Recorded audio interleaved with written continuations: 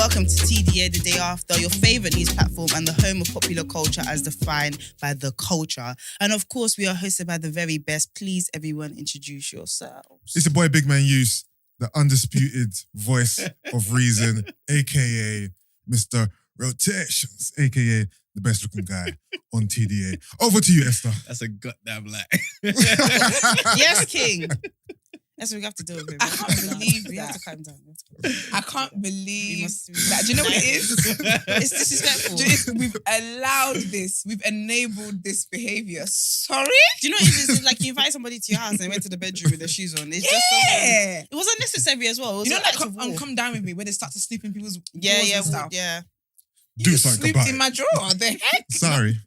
You're not sorry. I just thought I'd shake things up a bit. You know what I mean? Nobody You shook it. asked. Nobody asked. Shake the table a little bit this morning. You know what I mean? You definitely shook it. Go on, Esther. Well, it's the one who has manners, the respectful babe, my own royalty. Your beautiful people is Bitcoin defending your right to fuck it up. But not Yusuf. Yusuf shouldn't fuck it up anymore. Yusuf, slow down the That's fucking never up. your rights to do. Just, things. yeah, you Wow. have no right to do See that. what I I will mean? never defend you in fucking it up anymore. No. You've done too much. You've done too much. I'm joking. Oh, okay. We'll do it with you tomorrow. We'll circle back on that. Do you know what I mean? Yeah, they call me, man, the pro-black activist, That's right. Mhm. TDA producer, news analyst, Come on. melanin jumper. Well, you see how unproblematic that is? Yes. You see how That's what I was effortless going that to is? say. You see 'Cause how he not does it- thirsty that is? He does it when his turn comes up. Do you know what I mean? He's so he doesn't add any YouTube comments to it every week, He doesn't every need day, to.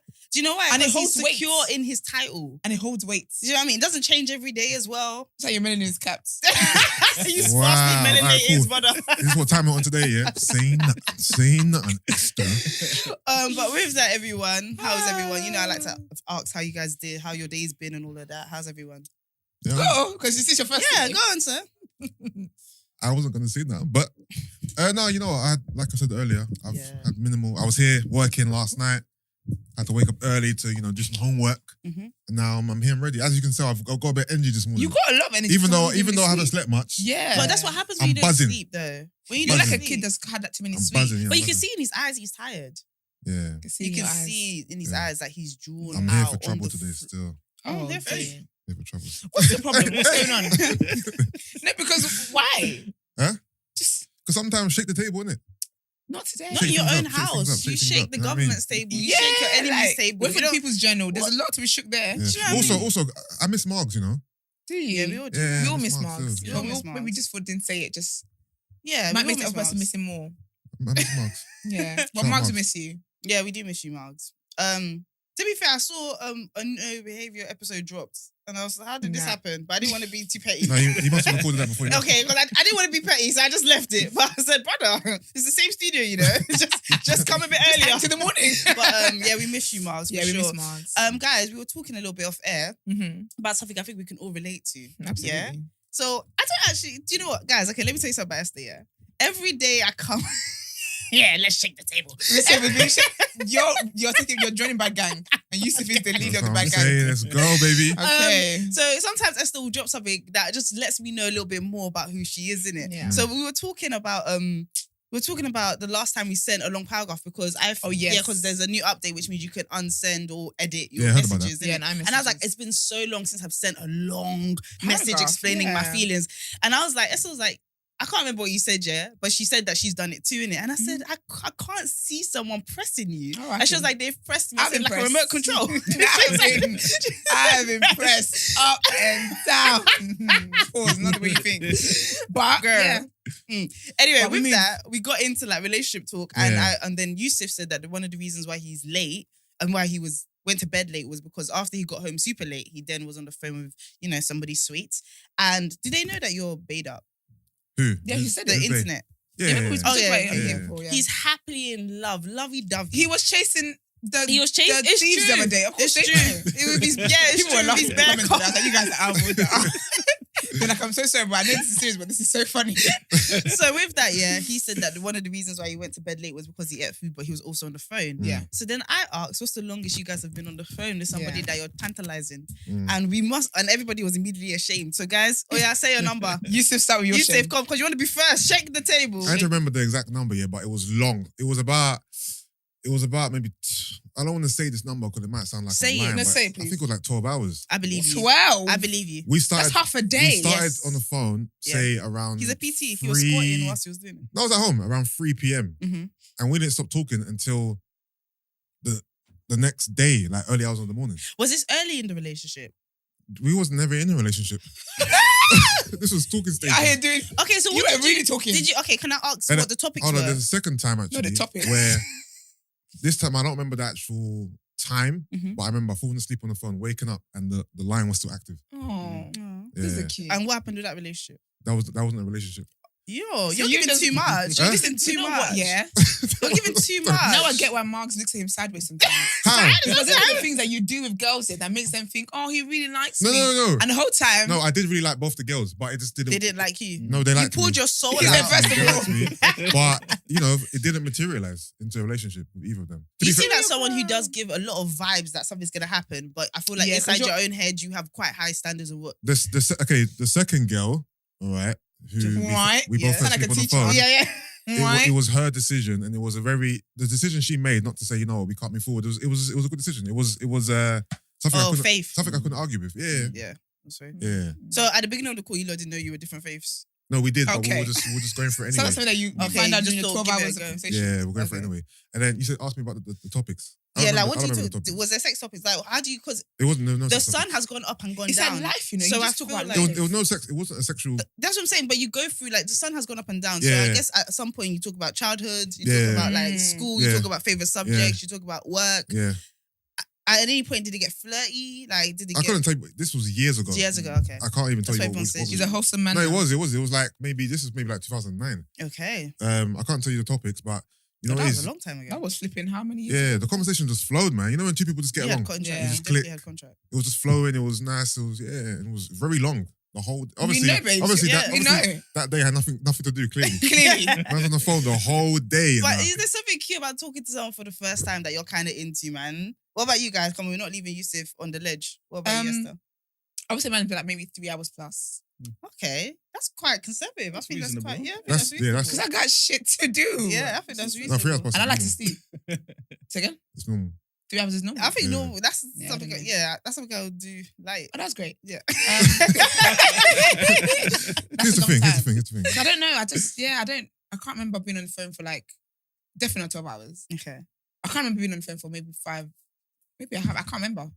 They're not that significant because I'm not with them today. So Yeah, no, I hear that. me, when I move on, all the memories deleted. So Yeah, there's that's that. like me with exams as well. After I've done the exam, Yeah, can't same, remember a single thing. What about you? I'd say maybe. I think max maybe 5. 5.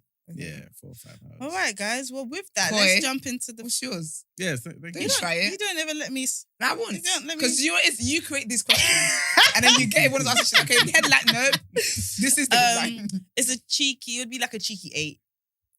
You're not too far from It's this. a, yeah, but it's okay. a cheeky 8. It's a cheeky 8 for sure. For sure. I can Yeah. imagine it would have been when I was sleeping on the bunk bed back day. I was a kid. And I would have had my legs up on the bunk bed. Like, I and would then you're have like had that. you're on the frame, Right, you're over here. door closed. It would have been late, so that because my room used to be right next to my mum's, right? So I just know that it would have been a whispering thing the whole time. I love conversations. I miss that time of you. You know when you first get to know someone, We you're can like, tell. Don't you talk? Glass and stone houses and all of them things there. But yeah, good times, man. Good times. yeah, no, it was good. Like you're just having fun in it. You're just Yeah. exploring. You're I don't know. Do you know what I Trying. was thinking this morning though? What? Getting to know that. So you're dating someone, yeah, and it doesn't work out. Like you've put in a few months in, doesn't work out Yeah, for whatever reason. You go again. Do you know it's actually long? It is what So it is, long. man. It's so Even long, it is, it's but you life. can't mourn it. Yeah, Yeah, you but can't mourn it. It's easy for you to say Why? because you're out here doing 12 hours of girls that you're not even with. What does that mean? You know, I don't think you're as invested as the other party. How? If I'm on the phone for 12 hours, I'm not invested. Are you talking to somebody? Did you talk to somebody else the next? Like, do you have like? Oh, you rotation, mean? Oh, a you mean rotation. that times I had a little bit of a rotation, Yes. roster. It's so mad because I don't envision you being a roster guy. I envision you do. being like a. How do you even know? I I'm not- really I'm not told gonna you lie. guys. I Back- believe back- what you give me. Like, Back then, when that Mm, I didn't have a roster though. Later on in life, at different times I've had rosters. okay. In that particular time when I was talking to that girl, I never Yeah. had a roster. Okay, fair enough. mm. And how much is a roster? Is it 5? What's 5? no? What's obviously a basketball roster is 5. I think grades. from 3. Oh, is that where it comes from? I thought it was like music. Not necessarily. I keep reminding me of food. I think from 3 up. No, sorry, not a roster. A starting five because we like the man them have like a what's the starting five? Am I saying too much? Wait, guys have a Have a starting starting five. It's the same thing as roster. How am I straight? I've got No, it's the conversations to same have thing. when I It's get the same home. thing as I have roster. so many conversations to have. I know. I have nothing conversations about No, that. what I'm You- saying you is stop it, Mr. Polygyny. starting five is another way of saying roster. Is what I'm saying. But then Yeah, is but it actually the five? guys have 5. No, but Yeah, they do. no. That's why I multiple. asked you. What is a roster? The number to you. Don't I think from ask 3 me plus. questions back. You know what you've done. What have I done? You've taken off the blanket so I can see the dirt underneath the covers. And then you're trying to... And now you're trying to I I ask said me about man them. I didn't say my man them. it's same thing. Starting five, the same way the word roster is How out can you there. balance 5 girls? at Starting one time? five is out there because a Your basketball mouth team is is a giving your starting smile five. is giving your way. Okay, do you know what? Give it what away? Your smile is What giving give your it what way. away? No, what Oh my gosh, you're E-man. evil. No, Eman, you're No, good. You what got I'm this. saying is- He's got his Eman's own Okay, cool. history. He's got his Have own. you heard the term roster? Yes. You haven't heard the term starting five? No. No, okay, we don't watch Because basketball. But- you're okay, not- but you're not- an you're not in the mix like I've that got a then. question. Yeah. An average guy, yeah, how many girls do you think he's talking to? At once. I couldn't tell you.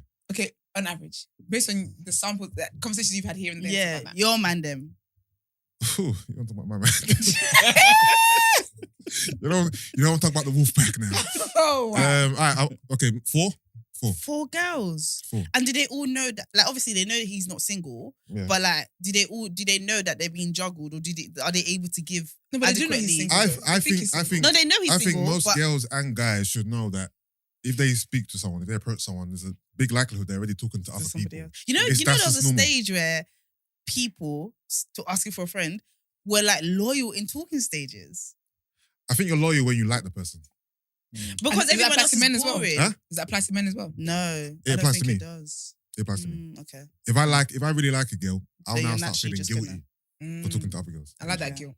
Yeah, guilt is a really good I love when a man reinforcement for feels guilty about relationships. stuff. It's a healthy basis for It's a healthy relationships. foundation. It's a healthy For a foundation. relationship. Well, we've learned a lot of things. Ladies, ask your we've man learned a what lot of number. things. Tomorrow, guys, I'm you going to are. ask you how you respond to these following phrases, yeah? Starting five. I feel like, can we talk? Can I ask a question? I feel like we've all heard this. I even hear it from female friends, you know? Like, Yeah, I just feel like... I like that about us, but it's such a daunting sentence. because like, I just feel like you didn't do my birthday dinner and really, truly, oh gosh, it's too much. I can have a friend like that. It's too much. It's Go- too much. you But go, we'll deal go. with that tomorrow. Enough trauma for today, guys. We already learned about the starting five. Boy. I know some of you thought you had him. We need to find out what I numbers know. we are. Oh my gosh. Do you rank them as well? I don't rank anybody. I don't Okay, have do a your starting man them? five. Asking Do the for guys- friends, I do said the guys, the man. is them, there as a in men favourite? in general. Do the their men in favourite? general rank them? They have a number one. I that's can't privacy. talk for that type of misogynistic behavior. I can't. Wow. I can't. Ranking women. You That's said sick. flip the script, please, because these women are going on as though No, wait, women first. don't have. Excuse me, this. can you Oh, yeah, keep true, editing? true. Can you keep editing? Alright, over cool. there? So Sorry, Brent. girls, When are you part of the TDA? girls, Yeah. girls I also thought you were a have producer. girls also have rosters, right? Absolutely. Rosters, yeah. Mm. One Not girl, me. one girl, Girls do. one girl told me one time when I was trying to do a little something, She something. shouldn't That, have told you that. That's no, ridiculous. no, she told me her roster was full. Well, you could have fit in. She Couldn't could have fit fit in. in. she said, sorry, sir. Your application, unfortunately, You did not qualify. Unfortunately, Your application has been denied. However, we'll keep you on the waiting list Wait if list. a position Yeah. does open up. Okay, Nigga, but what was you the on end goal layaway. with that though? Like, because I that? feel like girls can play the same games, but they got to play it differently. If that's what you're into, Yeah. that you can't say that because what it does is it's game set match for a game now. Yeah. Because now you've told him that Yeah. his whole thing now is not about loving you. It's about Making number one, and then being and then disappearing because Yes. because niggas people people be like that. So in my head, I'm just like, that was such an unnecessary power play. No, but the that thing she is, did let's there. make it clear. If a girl tells a guy, my roster's full, She's not. it's already been established that there's nothing happening here besides just frivolous Fair. fun. Yeah, Your yeah. roster's Okay. full. Ally?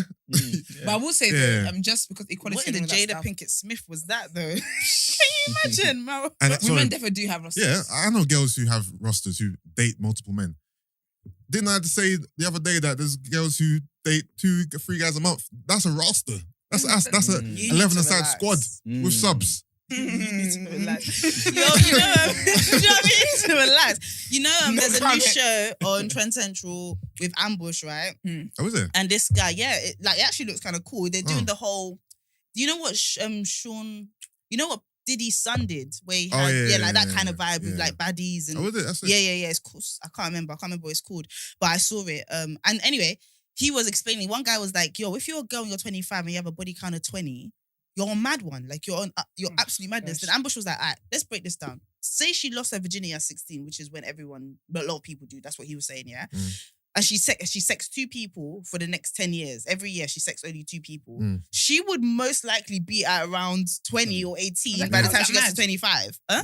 So how is that mad? No, that's what he was explaining to the guy. And it was Guys are like, doing I 5 feel a like month. guys just say stuff. Yeah. I think it's also because Ambush, who came up with that, basically didn't account for the fact that a lot of the time for women between the age of 16 and 25, you'll be in a relationship.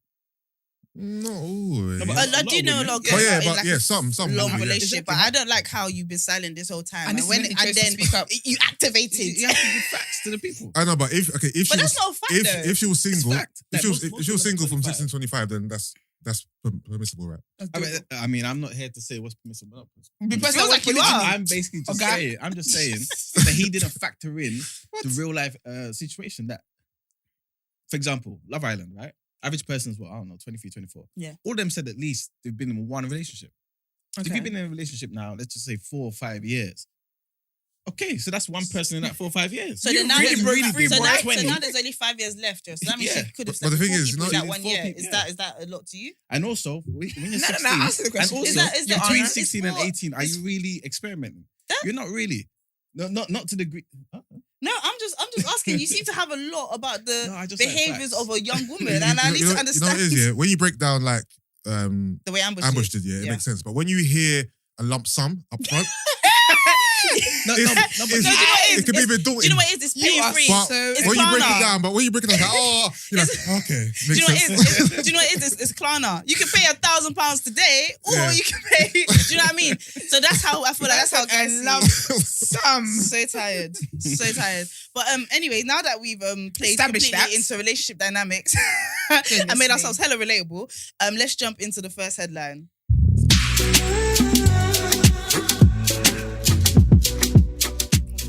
Okay, I believe there's a trigger warning here Yeah. of rape, sexual abuse. So basically, Harvey Weinstein is going to be charged in the UK. So the former Hollywood producer Harvey Weinstein will be charged with 2 counts of indecent assault against a woman in London in the summer of 1996.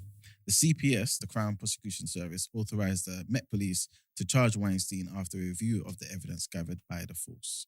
The Met Police said 2 offences are alleged to have taken place between the 31st of July and 31st of August 1996. The alleged victim is a woman who is now in her 50s.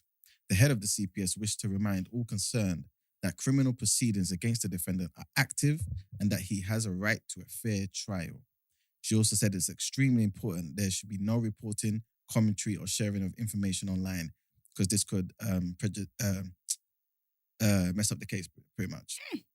As a result, there's not much information available, but we will keep you informed on things as they progress. How does it work here if you're being charged in America and you're being charged in the UK? So would they make you... Okay, no, actually, because he's from there, isn't he? So he just do his time there. So would they... what's the word? Would they sentence him here and then he would then do his time over there? Do you get me? Because he's got an active case over there. Yeah. He's got active ones here now. Say with them go on at around the same time. Yeah. It would just be a case of, okay, you probably end up doing it in your home state. Isn't it concurrent? Wouldn't he serve? Because we only have jurisdiction for this country. Yeah. So wouldn't he would have to serve here, and And then once get his deported service is over there. done, then he gets deported and has to continue to serve there. He gets first dibs. Yeah, if they were to do it first here. If they came to a ruling here first, Okay. then he would do it here and go there. And then obviously deals can be made where he can be extradited back to the US to do it if the UK doesn't mind, because there's a Yeah. benefit to them not having to pay for his For his prison well-being. stay and stuff like that. But that would just be my assumption. Do you know one of the best things I like here, is when people do crimes and live so many years thinking they were going away with it. And they're like a thief in the night. Yeah, it comes back. They say we got you. Out of nowhere, just clink, clink. I can only imagine the heart palpitations, and I love that. Yeah, I think especially when it's something to do with sexual abuse, sexual Exactly. assault, elderly abuse, something like that. I Yep. just feel like all historical crimes. I love the idea that That you karma's got away with whooping it. your ass. Yeah, and it found you. And I think they have to live with that as well. Like, I don't know if he was so confident he thought it would never come back to him. But I think he was, because he carried on. yeah. It's not like it's like one incident here. He carried on as the years went by. Do you know what's this is random, but do you know what's a massive failing? You know the Epstein guy, yeah? I think I heard this on another pod, yeah, but this guy wasn't like a one-man show. Like there were people that enabled Yeah, the him, whole thing. people that there were pilots that saw him taking That's why he was to that killed, of country. course. No, I get that, Yeah. but the investigation shouldn't stop with his death. Like No, it doesn't. there are like pioneer lifetime criminal molesters Yeah. that are just kind of free because he I think died. they carried on though, because I think he had a right hand woman Yeah, she was gone, but they Yeah. found her now. they found her. She's in Yeah, prison. she's- So I she's, wonder she's if guilty. from that might be other people arrested as well. Well, they could try to get Prince Andrew, but I just feel like I don't have to describe it. I know it's hard to prove sometimes. But like you the know what I mean? driver, the this person. But I'm saying Mm. everyone that is even in closeness to that enabled that system. Do you know what I mean? They can't get away with it. But do you I know what? think That they will, though. I kind of feel bad for It's some about people, though. power, though. It's about power. Because- Because I think, I think Epstein probably was caught because he fell out of favor with powerful people. That's what I think. Mm, Otherwise, it would've carried like, on. they knew from before. mm. Because also as well, imagine just being the chef in the house. I'm just trying to send money back to whatever country I'm Yeah. from. Now I'm arrested. I know, but I just kind of envision that if any of us were a chef in that house and we saw kids being shitted, like we would either evacuate the premises immediately or take pictures. But like, do you know and what as get well though? I have someone a get in feeling that trouble. they wouldn't even keep people around Mm, because they could testify against you. Yeah. mm. So that Yeah, you wouldn't that's keep them around. You probably clear the house and whatever, and then sink them in. I think the people that would defo know is like the drivers who are driving the girls up and down and stuff like that. You're forgetting because he's their employer, they might be willing to just turn the blind eye. Yeah, Yeah. also very true. Yeah. Yeah. Yeah. For jail. That's They true. don't give you A peppermint lot of tea in people. I remember a PA saying that she had to get her employer cocaine whenever you. Well, you guys weren't shocked enough by that. What does that You mean? lost employers. No, because I'm thinking. No, 'cause So coke it was is part of her job very to get just him casual, like isn't it? coke. Not for me. I'm just saying in that world. Yeah, no, in that world, no, in that world. And then, by the way, this world is not just what you think. It's not just music. Oh, no, It's- absolutely not. It's literally any place that is a tower building in central London. There's probably coke being pushed around Yeah. there, allegedly. Coke and prostitutes. Canary Wolf. on top. Oh yeah, they love that. Prostitutes. Yeah. It's a thing. I'd love to have a conversation with a prostitute. But And wait, ask her so what? How do you level? Like, what are the levels to prostitute? Like, and how do you ascend those levels? And if you look a certain way, does that mean you can only be one type of like? So if you're like mad curvaceous and that, does that mean you can't in this country be one of them high flying ones? I don't know, because in my head I'm guessing the standard of prostitute here is different from Atlanta, Houston. Do you know what I mean? And all of Yeah. Texas and all of that. So I'd like to understand what the business of prostitution is. but wait, back to your friend, yeah. I can't My friend? imagine. Oh, sorry, Somebody the person that, that you know allegedly that's asking for a friend. allegedly told you the story. Mhm. I can't imagine my employer asking to go and get you drugs. Oh, do you know? I don't think they say. When they bag me up, who's first? Me. But here's the thing. I feel like it's a power dynamic, innit? You're already junior to them. I think they'll make it seem like it's something that's easy to do. That all you're doing is picking up and dropping.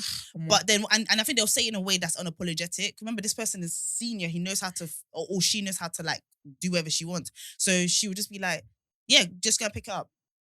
And in that moment, sometimes somebody can be startled by that and then just Yeah. follow through and just do it. Do you know what it is? If you want me to commit a crime, you don't tell me what it is. Like you need to not tell me that it's cocaine in there. Let me just think it's just. To be fair, maybe he did Croissant. tell her. Maybe she just is not. Do you know what I mean? She just was aware. I don't know. I'll but- do it. Just put some cheese on top. Just to be clear, guys, this is not a true story. Allegedly, No? good night. Put some extra money on top. Who's who? No, for me. For you. Yeah. I So think that you makes pick it it a up. different kind of crime when you. Pick up, man. So you pick up coke. Yeah, just give me some pay. You me, would not pay pick me up- extra to pick up the No, coke. you would not do that. Why? It's not risk your life for what? For extra cheese. It's not risking my life. Man. If you get caught with it and your boss is like a white dude, who do you think the police is gonna come I and can't believe you're taser? shocked at things that I say when this guy's over here. We are learning things about this guy. Listen, No, And I feel money's like not that he important. forgets to you. himself sometimes when you say things. I feel like that. No, the Would you ever true wanna say Yusuf that? is gonna That's bleed crazy. out. wait. Yeah, facts. So It pops out here and there. Yeah, it does. so if I was a PA, right, Mhm. I'm young, I'm working for this big head honcho. I'm still me, Use from Wharf Road. Like, it's what. Have you Yo, picked up cocaine? Go and pick up before? this. Go and pick up this coke for me. All right, man's not gonna go out there silly. Hey, I got coke on me. Man's obviously gonna be incognito, but big man, You're a big put man, me you some know. cheese on top of this. I'm not just going to get But I coke think it willy-nilly. becomes a What's different. that putting a I think it chili becomes a sandwich? different crime when they give you money. Like I don't know. Yeah, I definitely. feel like it becomes like like you are now even more liable. Yeah, but I'm not gonna tell the police that he gave me extra money for this. I don't think the police are looking for get you. Huh? When the police arrest you, what happens then? So it's my boss. I ain't getting down for him. I'm snitching. My boss made me do it. Mama. Wait, do you think I'm going to jail for my white boss? You know what? You said that so quickly. I can already see what telling the Brent's police. After he sent me to get this, and this is what he paid me extra. Look, You are a man, yeah. So with now you no- tell me about the money. Now you tell me about the money. listen, I'm not going to prison for the man, for the beast. Fuck that. You're so stupid. Not him playing the stereotype to get the job and then being a snitch to get out of it. Yo. Anyway, brother, what's the next headline? Alright. It's so funny on here. So another trigger. We started warning off with rape, you know. I don't. and murder in this one. Another trigger warning. Okay. Yeah. So ex-soldier Colin Reeves has been accused of stabbing a married couple in their home while their children slept upstairs using a ceremonial dagger given to him when he left the army. Oh my gosh. So the court heard that he'd been involved in a long-running dispute with the couple over designating parking spaces.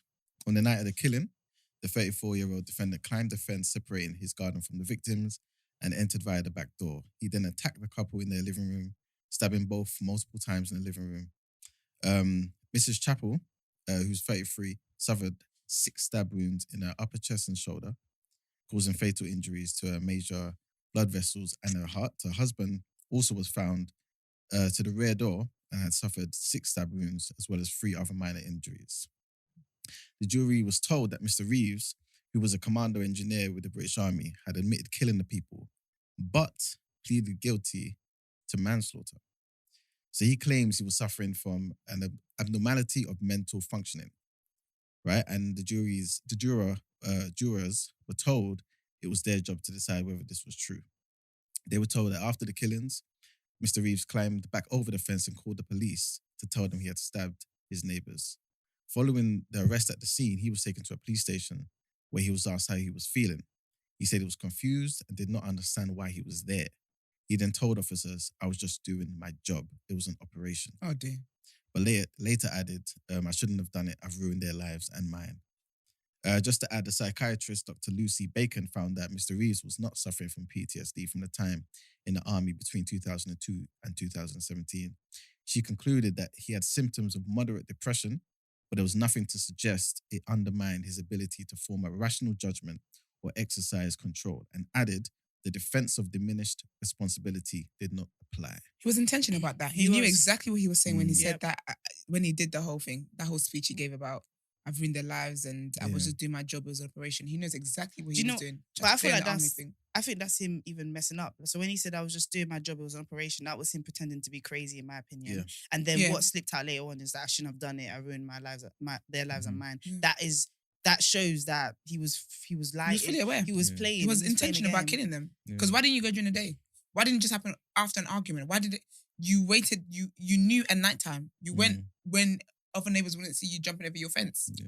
So you don't get flowers for calling the police after you kill people. And a shop owner nearby, I disgusting. think like a cafe, pretty much said that there was a time where he came into the cafe and Mrs. Chappell was in there as well. Mm. And he was there like with his 2 daughters. And the way he was sitting. He's got right? kids. Yeah, he's got kids.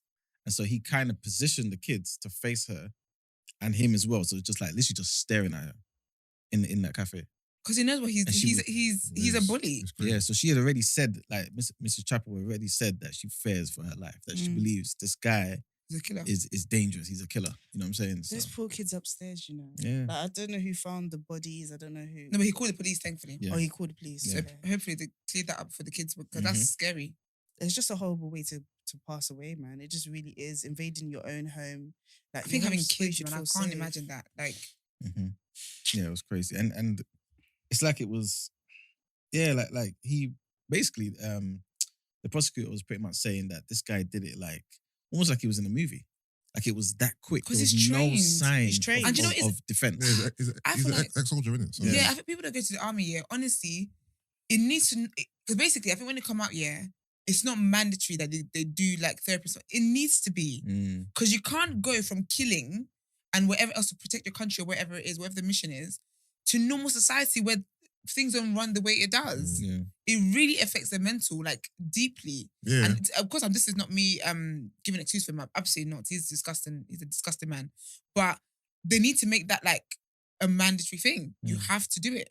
Yeah, because a lot of them suffer from trauma, Yeah, you Um, definitely do. PTSD, and You've probably seen your friends die, like all that. yeah. So even him doing it, he must have been treating it as, because he's basically he's been trained professionally he's been professionally trained to kill, basically. Mm. So of course he's gonna kill them like it's nothing, like he's just cutting meat. That's Are all disgusting, parties man. involved white? Yes. Damn, man. For all of this stuff started over a parking space as well, just feels, Mm. if I'm correct. just And you know, feels- people never think it. People get so hot and bothered about these things, yeah.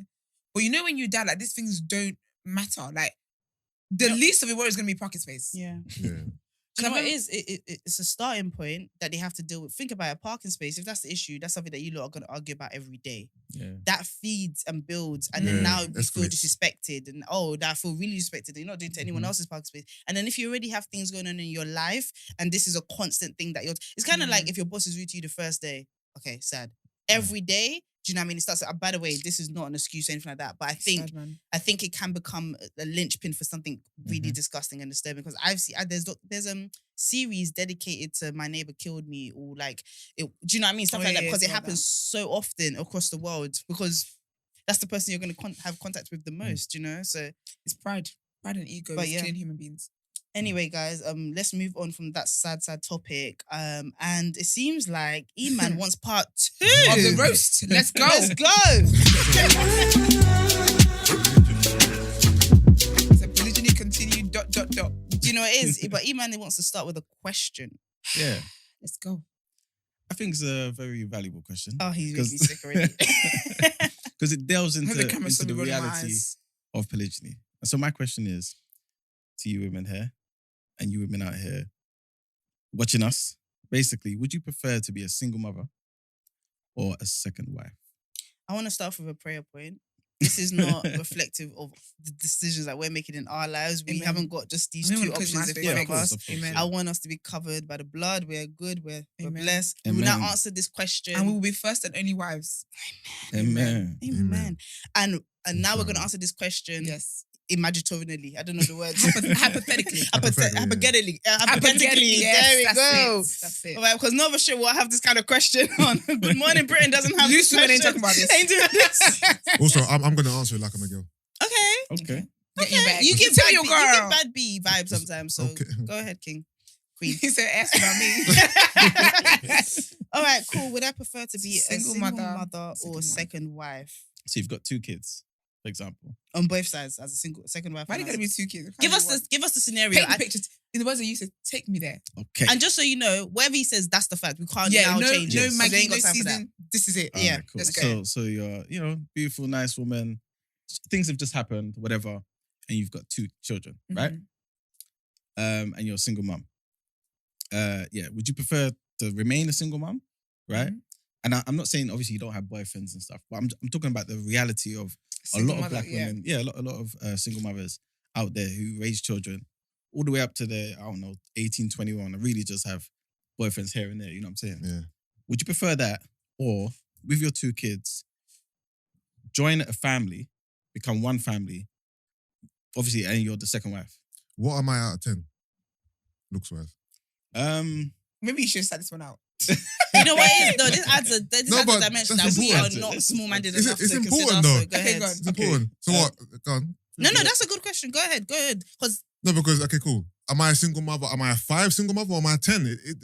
These So things you want count. to the Brent, they I'm can alive. get boyfriends and I beg you, when you say stuff like this, I love when you say stuff like this. Yeah. Don't let them let you back up in it. That's an important question. It is. It is. well, we said proceed. I can't really bring. Okay, Co-sign you that. are, I I ain't can the kind. co-sign. in fact, it's a question. I think it's We important. said Like, it's cool. an important question. go on, Cool. sorry. All right.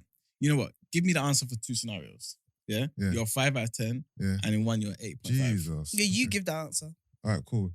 If I'm a... Okay, let me think about it, though. You don't can go first. All right, I'll do it. All right, so I'm a 5, right? Yes. I'm a 5, single mother or second wife. You know what? If I'm a 5, that means obviously my dating pool might be a bit smaller if I'm a 5, obviously, Yeah. because, I'm less appealing, Mm. right? So in that case, I might take my chances of being a second wife. Okay. If I'm an 8.5, listen, the world's my oyster. So single mother, please. He said one for single mother, please. One for single mother coming up. You know what I mean? Okay, for me, Cool. can I ask? You haven't said anything because this is very revealing of your mindset in my mind, yeah. Okay. Because you explained the reality for the single mom, but you didn't explain to me the components for this marriage I'm going into. How many kids this other woman has? Okay. And is she super entertaining of this, or is she doing this because of Cool. her husband? You've asked brilliant questions there. Okay. Cool. So he has a wife, obviously. They've got 2 kids. Okay. And she is definitely entertaining. She's like, you know what, it's fine. Not only is it fine, I think it can work, and I am for the idea. Okay. So for me, this is crazy because obviously I was raised by just my mum for a while until, you know, we got my stepdad and he's lovely and amazing. But for me personally, I just wanted to get that so I can confidently tell you single mum. Okay. Even if she's appealing, because I feel like something, and this might not be healthy, but something that I feel like single mums do is that they really prioritize the well-being of their children. Okay. It's like everything from that point on, romance is not out of the window, but I think they become very much about the well-being of their children because that is now, like, life has shown them that this is what you're left with, regardless of how a man moves. And so for me to go into this, and by the way, I don't think it's the worst thing in the world, but to go into like a second marriage and all of that, I think that is going to bring components I can't control. That's going to affect my children. Like, I now need to think about their relationship with these other kids. I now need to think about, is it a thing where I can leave my kids with this other woman? By the way, these 2 children are from a previous marriage, so they wouldn't be his kids, which when you talk about polygyny or whatever, it sounds to me like that means that they are now a lesser, they're lesser, they're not the goal of this setup. Yeah. This is because they're not the goal of the setup, in my opinion. I'll let you continue, sir. Like, because in my head, the point of this is usually for them to make children that are of their legacy and all that. My kids won't be that. So if I go and have another kid for this person, I suspect largely that there'll be a difference in how my kid with this man versus my kid outside of the relationship will be received, treated, and prioritized. Yeah, man, I just feel like I'm bringing a lot of stuff that I won't be able to control. And yeah, and that's me prioritizing the children. Can I ask a question then? Hopefully it's not too, personal and stuff. Yeah. But you mentioned your mum was a single mum at some point and then your stepfather came, right? Yeah. Do you think he sees you guys who are not his blood as different? Yeah, but that's only because my mum wouldn't accept anything less. What No, not as different. Wait. So he takes us as his own, but that's because my mum wouldn't accept anything less. So he takes you guys as his own. Yeah. Okay. So why even when we didn't accept him? No, because sometimes you have to be on your guard. You have to be on your guard. Of course. But why can't that be a situation where obviously it's not you? But in this hypothetical, that you don't accept less from this man also, that he takes your children on. Because when you describe polygyny, because remember how we can't remix the single mum side, you also can't remix the polygyny. When you talk about polygyny and everything I learnt from you yesterday, the point of it, the reason why people do it is to continue their seed and their legacy. That's one of the benefits I was saying to you. Okay. Remember, this is why I mentioned the whole thing about Potter's house and why they get people into marriage. There's benefits to just having a 2-parent household over a single parent household. No, it's just facts. You know what I'm saying? Yeah, I'm not gonna. Sorry, you go. It was so polite. I'm not gonna disagree with that in terms of I even see in the guys that I date their difference, and it's not like this is not scientific, but I do see a difference in like their emotional regulation and just how they are, and even with girls as well. I feel like girls that come from 2-parent homes, even though sometimes the dad isn't that present, I do feel like I see a difference. 100%. Maybe more self-worth, maybe just less willing to take shit and stuff like that early on in their life and stuff like that. So I do see that, but I don't think having 2 parents by default is better. I think having 2 invested parents is what would be better. And I feel like having this dynamic, because I think what we mentioned yesterday is when you describe polygyny, I feel like you do it very void of emotion. Okay. And I just don't, I am understanding of the fact that a second wife, that's not, even if someone's entertaining of it and all of that, all it takes is for one wife to have more kids than the other, for her to, in this dynamic, get more say, or whoever's first. Like the first wife always is going to feel some level of authority over the situation. I wouldn't feel like I'm joining a family. I think I would feel like I'm joining an organization. And also, this wouldn't be a first choice, as it wasn't a first choice for me. This wouldn't be a first choice I'd want to present to my children. Like I wouldn't want them to think that I wouldn't want to present this to them as a first choice. Yeah. And because it again, isn't even my first choice. I'm not even saying this as a jab. Yeah. But you're okay presenting single motherhood as that option? I think what I would be, because single motherhood, in my opinion, is often reactive to a failed. It's not something people necessarily choose. It's often reacted to a failed situation, right? Mhm. I think what I would be showing them in that single mother thing is resilience, in the fact like it would be showing like none of these situations, by the way, are first picks, really. Yeah. But I feel like I would rather show them what I got to see, which is the resilience, which is the love, which is probably a lot of hard work on my mom's part, rather than me now trying to fit into this organization and trying to make. I just don't know what I'll be telling them by doing that. Can I ask, how long has your stepfather been like your stepfather? A long time. Cool. Now, do you think that's had? In fact, I don't think I even need to ask you this question, but I believe that that's been a positive influence in your life. I would agree. Exactly. So my thing is, why is it that, like, we know that having a man in the house, a present man, active. Thank you. Yeah. A present active man in the house, right, is definitely a benefit, right? Why is it that we would still choose to be a single mother, right, with our 2 children, having boyfriends that maybe come here and there? You're trying. Like, I'm not trying to belittle the situation or be rude. Yeah. But you're trying to form relationship with different guys or whatever. But the reality is, a lot of black women, for example, raise their kids and they've had relationships here and there. But at the end of it, they still raise their kid pretty much by themselves, right? But if we know having a man present, right, gives a lot more benefit, right, to the upbringing of that child, why are we against it? Because polygyny doesn't say you're not present. Some women don't want to share their husband. It's as simple as that. Some women don't want to share their husband with another woman. And that's a very good point. But my thing is, my next question would be, is that selfish? Yes, and they have the right because to you're putting but it's not about selfish with how you feel about the husband. It's so thing. layered though. It's hard to say. Like, is it more important than basically the welfare of your children? So you're saying that is a woman not wanting to be a second wife because she doesn't want to share her husband more important than the potential future of your child? But children. Then she can also, as a single mother, she can give that child a good future. Yes, but we know from straight facts, right? This is not hypotheticals here. Yeah. Straight facts.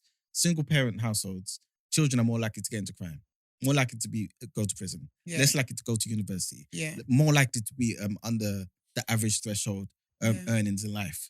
Yeah, but is that what we want? No, of course it's not what we want. Okay. But also in a family with 2 parents, things are not going to be rosy. No, we know it's not rosy, Esther. We won't be rosy, but I think that yes, the statistics there might be a higher chance as a single parent in a single parent household. Yeah. But those risks are still there for a child in a 2-parent home. Yeah. Can I just cut in? Whenever you are bringing or saying facts attached to anything you say, Manuel, I beg you, reel off the statistics in front of you. Because people are going to be listening to this thinking that, okay, you're saying it's facts, but where's the evidence? Where's the evidence? Okay, cool. All right, thank you. Yeah, so I think that maybe the stats may be a bit higher for a single parent household, but I think the risks don't disappear just because you're in a 2-parent household. But I do think that a child again, like you said, there's so many layers to it. But really and truly, joining a family where there's already like an establishment, there's already a thing going on over there, a family going on, and then you're coming in as an addition. Yeah. That poses its own risks as well, like serious risks that could happen. And a 2-parent household is different from this polygyny situation where there's a man who has 2 wives and multiple kids. That's a different scenario than a 2-parent household, because that man is not 100% committed and focused to that family. He has 2 families. I think the only benefits in my mind of going to, because let's really explore this, right? We already know where we sit. Most of us, I think, would want to have like a monogamous marriage and all of that, right? But in my head, I think if I was a single mom, the only way that this kind of marriage would entertain me, number one, I don't think it's not in line with what I've seen of my faith anyway. But let's put that to the side. When I look at that, it would be if financially I was down and out, and then this guy was like, okay, this is what it would be joining. It would be an organization to me. It wouldn't be a family unit in my head. It would be something to ease off finances. Yeah, I don't expect this woman is going to take care of my kids. I will still be the person taking care of my kids. I don't expect he would be an ultra present father because he split amongst 2 different families and 4 kids. And 2 of them are not even his. But fine, but you're saying that, right? Like he won't be a present father or whatever. Single parent, there's no father. You know what I'm saying? Like, and also you're talking about sorry, go on. So no, because you're being very polite. But I think, that if you ask me what it was about, and I don't really want to speak too much on my my personal situation, but if you ask me what it was about my stepdad that made me finally be won over, it was his intentional, like, if he's reliable. Mm-hmm. He was there. Do you know what I mean? Like, he was there. You're saying thank you. By the definition of polygamy, that my man is split 50-50. He can't be there. But why can't he be there? Because he's working a full time. Bear in mind, but as somebody who my only point of reliance growing up was my mum. Yeah. I didn't even call on him. Yeah. Like, for a long time, I didn't call on him ever because it wasn't in my mental hierarchy to let me reach out to this person in it. But when I did, he never failed to show up. Never. I would say, as somebody who is really cool with my dad, but my dad is somebody who literally is not even in this country, right? He didn't show up sometimes. Yeah. A lot of times he didn't show up, right?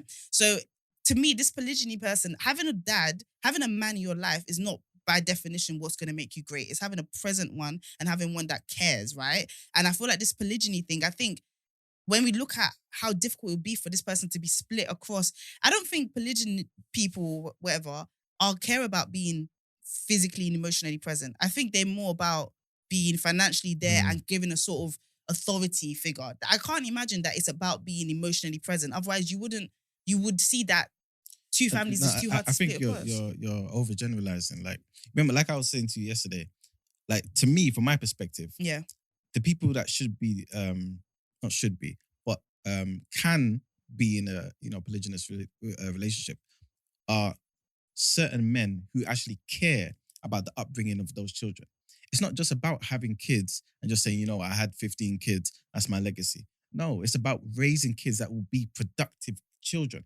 You know what I'm saying? And actually contribute to society. And another thing, especially for Black people, right? Those are the issues in our community are surrounding crime, black and black violence. All these negative things that happen in our community. A lot of these people that are involved come from single parent households. Again, like Brent said, I'll get facts, but I hope no one really is contesting that because it's just real life. And also, like, again, like Esther said before about marriage, there's just some people, like, women like marriage. They like the security that comes with marriage. Mm-hmm. Like, why should a woman, for example, spend all her life providing for those 2 kids by herself, right? Trying super hard, but still, those kids are just likely to be, more likely to be criminals, more likely to be in low-earning jobs, less likely to be successful in life, less likely to just have a more productive future.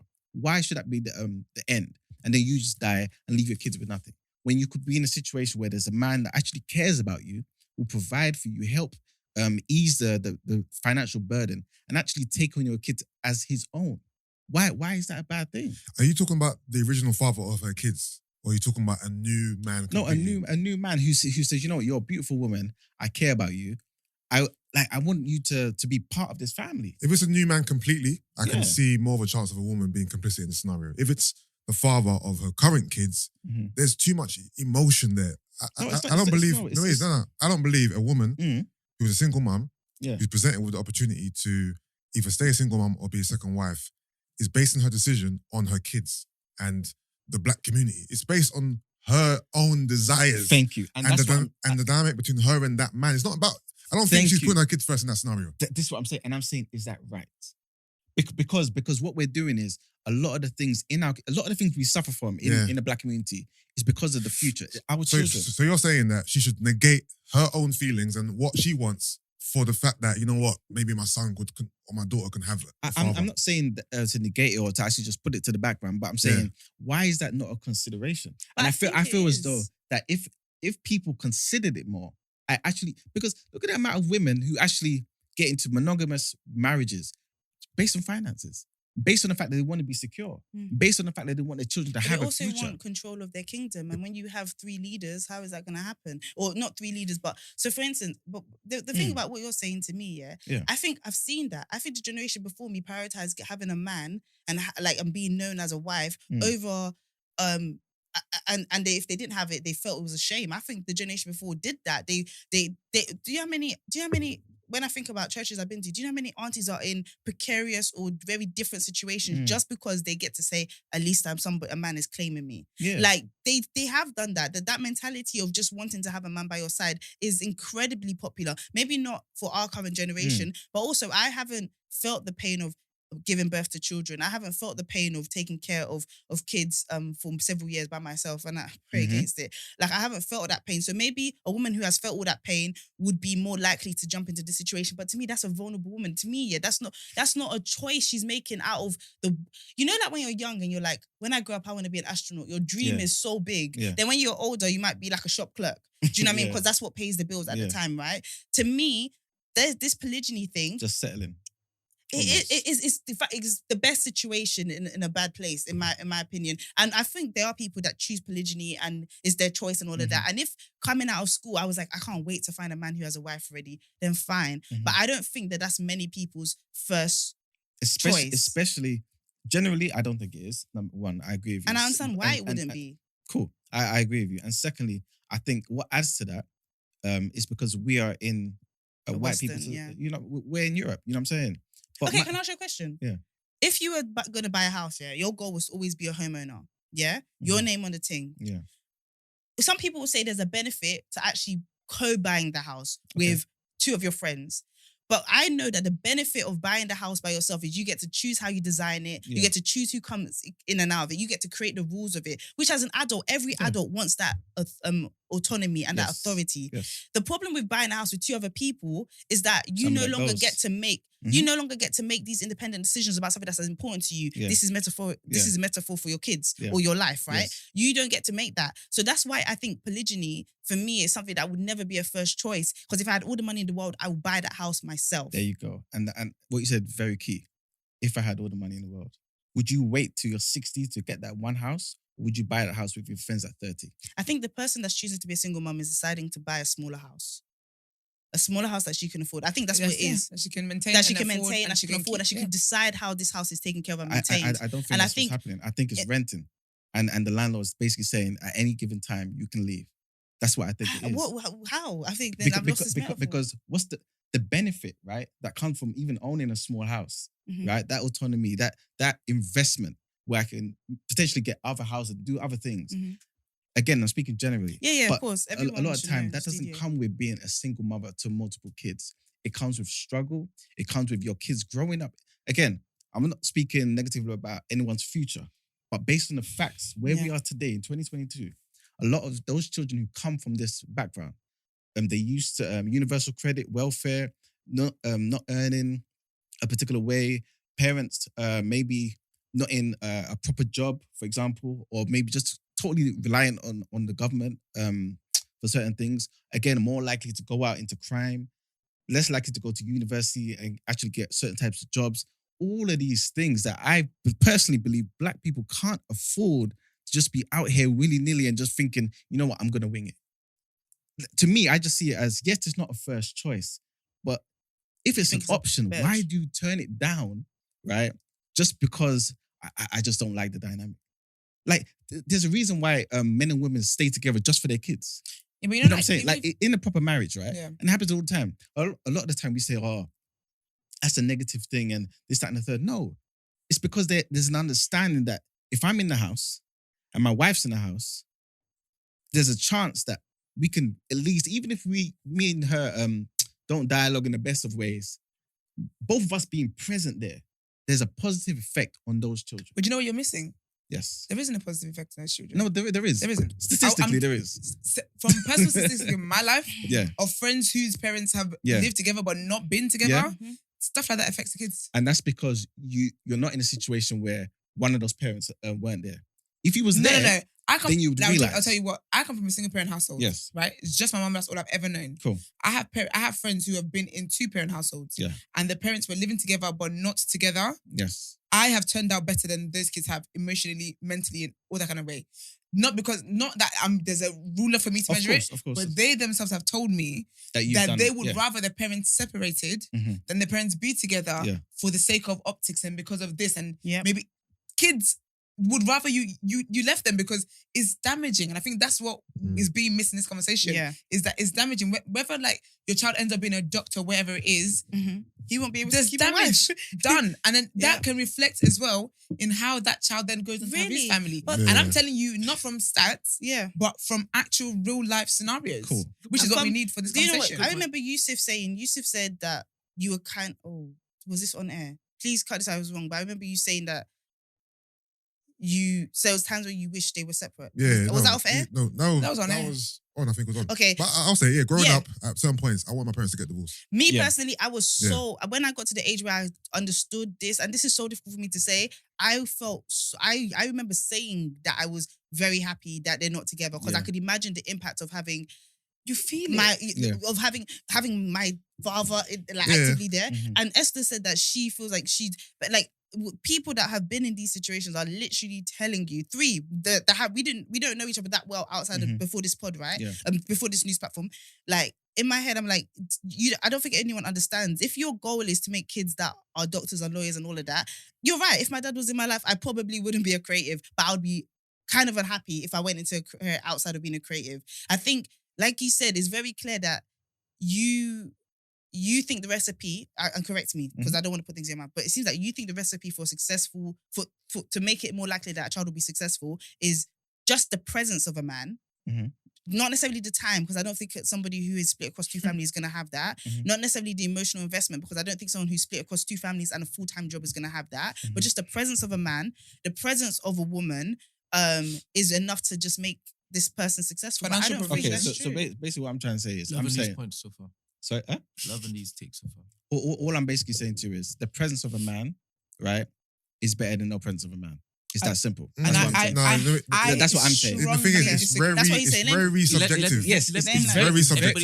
It depends on the actual man. Who is that man? Let everybody land, please. Cool. Again, you lot are, to prove your points, you're looking at anomalies, right? What you're doing is you're saying, I'm going to choose a relationship where the marriage didn't work, right? And, I'm going to compare that to a single mother scenario. I'm saying to you, in a scenario where it can work, where the man is pursuing you, he has the resources, he has the time, right? He has the genuine love, just like in your situation. His stepfather comes along. He wants to take care of his family. Yes, he's got another family, right? But that family loves you too. And they believe in wanting to build a bigger family too, right? Why is that a bad thing? I'm also highlighting the fact to you, right, that in society, the chances of certain negative things happening to children, right, in their lives and how they turn out, right, is exponentially increased when you come from a single mother parenthood. I'm not saying that some single mothers don't do better jobs than some relationships where I'm not saying that at all. I know for a fact that's the case. But I'm also saying to you that sometimes when we grow up, right, because similar to Yusuf, right, there were times when I thought, I wish my parents were better. 100%.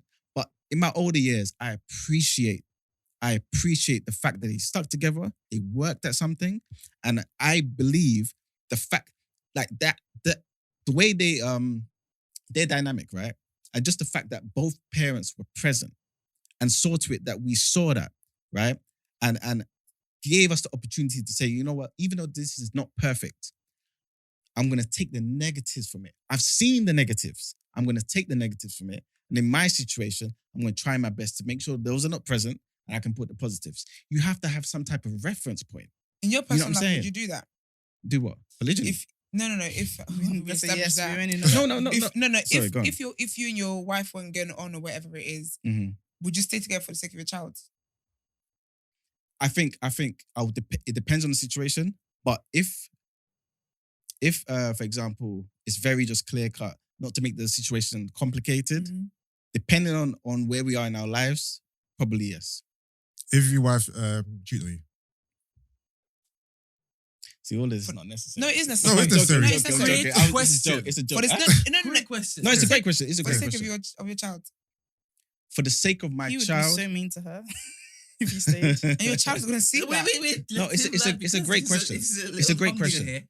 Personally, I don't think I would do it. Okay, no, I'll be straight. I don't think I would do it. But I don't think it would be the best best course of action. But do you see in that situation, you didn't make yourself a political standard. You were a person. You were a human being. And you acted on emotion, not stats. I Because understand. You wanted your child to be great. because your argument Wait, let me is solely understand based something. on stats. But That wasn't No. Iman, that was an emotional decision. I No, understand but it's not that. even But that. You what I'm showed saying your to daughter you, to not stay in a situation where she wasn't like. Do you understand that by stay? But if you stayed in that situation, because of some long-term hope that it will make your daughter more well-rounded. There's a possibility because kids pick what they pick. They're sponges. We don't decide what they soak in. By leaving, what she learned in that moment, and I'm not saying like, listen, everyone do what's best for them in it. But what she learned in that moment was, if someone disrespects you, if someone makes you feel this small, someone hurts Daddy, if someone hurts me, I'm gonna leave. Do you know what I mean? Do you know why in situations cheating is more likely to be forgiven by a woman? Because women see it happen way more often. Guys, yes, sir. Sorry, no. I'm agreeing. When you with said you. Quay, I said, okay, I'm agreeing yes, with Dad. I'm agreeing with what you It lot was are saying. firm. I'm agreeing with what He pronounced the Q. I'm agreeing with what you lot are saying. But Oh, dear. for those people who are watching who are going to think, yeah, for real. No. Understand something. I think a lot of people are going to agree with you, to be fair. Understand something. I'm basically saying my decision may be a wrong one. But I'm also saying, why are we comparing a monogamous relationship that's failed? I'm talking about single mothers right now who are going to, based on straight facts, right? Because we all know single mothers out there who are going to be 40, 50 years old, never had a long-term relationship. And they've raised those 2 or 3 kids to the age of 20, right? Comparing those with people who are already married, who are willingly saying to you, listen, we have this, we have that. We want to build up a community. We value certain things. We want to take you on and make you feel loved and help certain things. Can I say something? I'm not gonna lie. I think all this community stuff is BS. No, Okay, can I say- No one's out here thinking about the community. I'm being honest. Forget. I remember Get You have no saying, sense of community. I remember Get saying in one of his songs that something along the lines of his mum never brought a man home like when he was growing up, whatever. But like obviously later on, as you get older, you start to realize your parents are not incubate that just for you. Like they have to have their own life. You start to see them as human beings and stuff like that.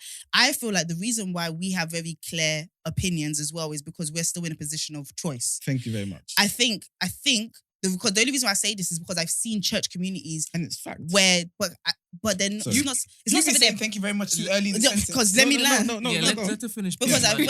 when I look at these church communities, right, these women are willing to put themselves in situations that do not benefit them just to say that they have a man, just to say that they were chosen, just to say that they are part of something. Yeah. I think a lot of women, bear in mind, what you're suggesting, I think very few men could ever do that. Like when I say very few, I think I like agree. 1 every million. But anyway, if then in that situation, I think a woman who is who's because when you think of single mum, you naturally just think struggle, blah, blah, blah. That's why we say well done to them and all of that. Yeah. But let's say, so a woman who is raising a kid by herself, which is hard. So raising kids by themselves which is hard, yeah? Yes. And then a man comes and says, I really want to be with you, blah, blah, blah, blah. And let's say they're a bit more tapped into not a Western society.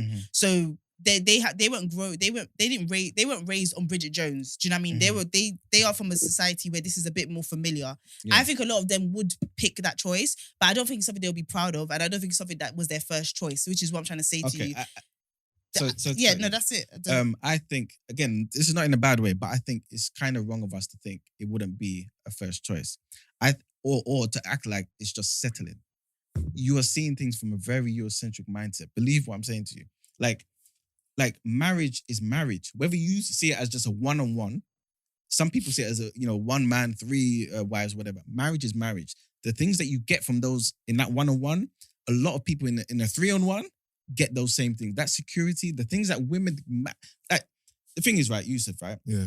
Maybe you're thinking people get married nowadays just because it's love. No, that's No, not but the case. I know it's not the case. But I'm not talking about situation where a woman is with one man and it's just him and her. I'm talking about the second wife scenario. Okay, cool. I think there's two separate things. They're definitely two separate things. But I'm simply saying, again, and this is just another thing to add to it, yeah. I mentioned this yesterday. There's just more women for men. And the reality is, why is it okay that some of us feel like, okay, you know what? So we're just resigned to the fact that some women will just never get married, even though they really want to. Some women will just never have kids, even though they really want to. Why is that okay for us? The thing is, money is a major factor. Yes. I'm not oblivious to that. Money is a major factor. And I believe that women will be a second wife if they're going to be taken care of That's financially. What I'm saying to you. Yeah. But I said that yesterday. Okay, So cool. 100% believe that to be the case. If there's no money involved, I don't think it's going to run. It shouldn't Money run. money is the sole factor in this discussion. It's not the sole factor. I think it It's is. not- I think it it's is. not the sole I think it factor. is. It's the sole factor. It's also companionship. It's the fact that you can be part of something. Okay, so you're telling me a woman wouldn't be a second wife without no money, just companionship? I don't believe so. No, I'm not saying it will not never happen, just. but I'm saying the chances are a woman Yeah. will be a second wife just for the sake of companionship is less likely than if she was being taken care of financially. But that's what I'm saying to you, sir. I'm saying that people who should be in polygynous relationships Yeah. should only be in them if you've got the finances, Yeah. if you've got the time, and if you really want that woman. And if your family dynamic already really wants it like to work and everyone's involved. Yeah. I'm not talking about side pieces and I'm talking Yeah. about something that's productive for your community, for yourself, and everyone involved. If it's not that, it shouldn't be there at all. That's all I'm saying. Have you ever met a good polygamous man? No, but you not met one? personally met one. No. Have you heard of one? Like, 100%. Yeah. Okay, but have you spoken to his family? Have you No, like, no, I haven't. Because in this, it seems like you're describing a unicorn. Not in the modern day thingy. But it seems like you're describing a unicorn to me because it's someone you've never met. No, I may not have met them. It's kind of like you saying, have you met I don't know, the pastor, the head of Winners Chapel, or another person? You know about their life. You know about certain things. So I know about people who are doing it, who are in part of maybe religious groups or I don't know, just different ideologies or whatever, and it works for them. You know what I'm saying? The women feel secure, their kids feel secure. Sometimes they're even homeschooling. But all the but the thing is, benefits that come from does marriage need to be a factor? Because if you look at Nick Cannon, for example, yes, he's got multiple kids with multiple Okay. women. He's not married to any of them, exactly, right? But he's giving them the financial security. Yeah, And obviously, Nick Cannon's a good guy, so he's in the Yeah. in the lives of the kids. Mhm. But there's no marriage involved. There's no marriage involved. So why can't that just be the scenario then? Why does it have to be? Why does it have to be a second wife? it can be the scenario, but like Is he with all these women? No, he's not. No, he's No. friends with them. He's not with any of them. He's friends with them. say it on the mic, man, so they can hear you. Yeah, so it should be different. If he's not with all these women, it's not a polygynous. Yeah, it's not. And No, what I'm and saying the is, reason- what I'm saying is, in this day and age, I think that's more likely the scenario. it is more likely the scenario, but I'm saying that's not a better scenario. Because like Esther's before Why? said, Because they're not married. Why? Why yeah, didn't? because again, Esther, would you rather be with a man and have his kids, or be with that man and have his kids and be married? But no, be married and be one of 6. That's a big point. I can never be one of it. That's what I'm saying. No. So okay, cool. Wait, hear me out for a second. So do you reckon Nick Cannon's scenario will be better if he was married to all the women? I think it would be illegal. Like it would be if Nick Cannon has promised all But these women, let's say it was legal, yeah. if Nick has promised all these women financial security for the rest of their life, yes, he's going to be a present father for all the kids. yes. But we're not going to be married. What's the difference between them being married and not being married? Again, I can't speak for Nick Cannon's situation. Yeah. I don't know at all. Yeah. But Yeah. in situations, the reason why a lot of women would prefer to be married is that additional security. Yeah. And like you're saying, Yeah. if Nick Cannon is providing that, Yeah. then essentially they're married. But how can he marry 6 women?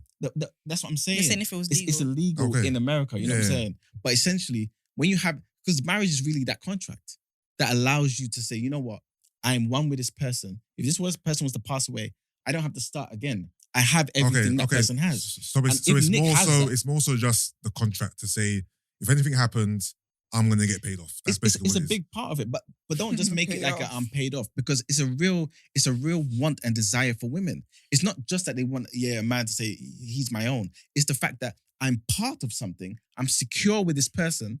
You know what I'm saying? And you're committed to something. There's reasons why women don't just reasons why women don't just say I just want to have a long-term partner.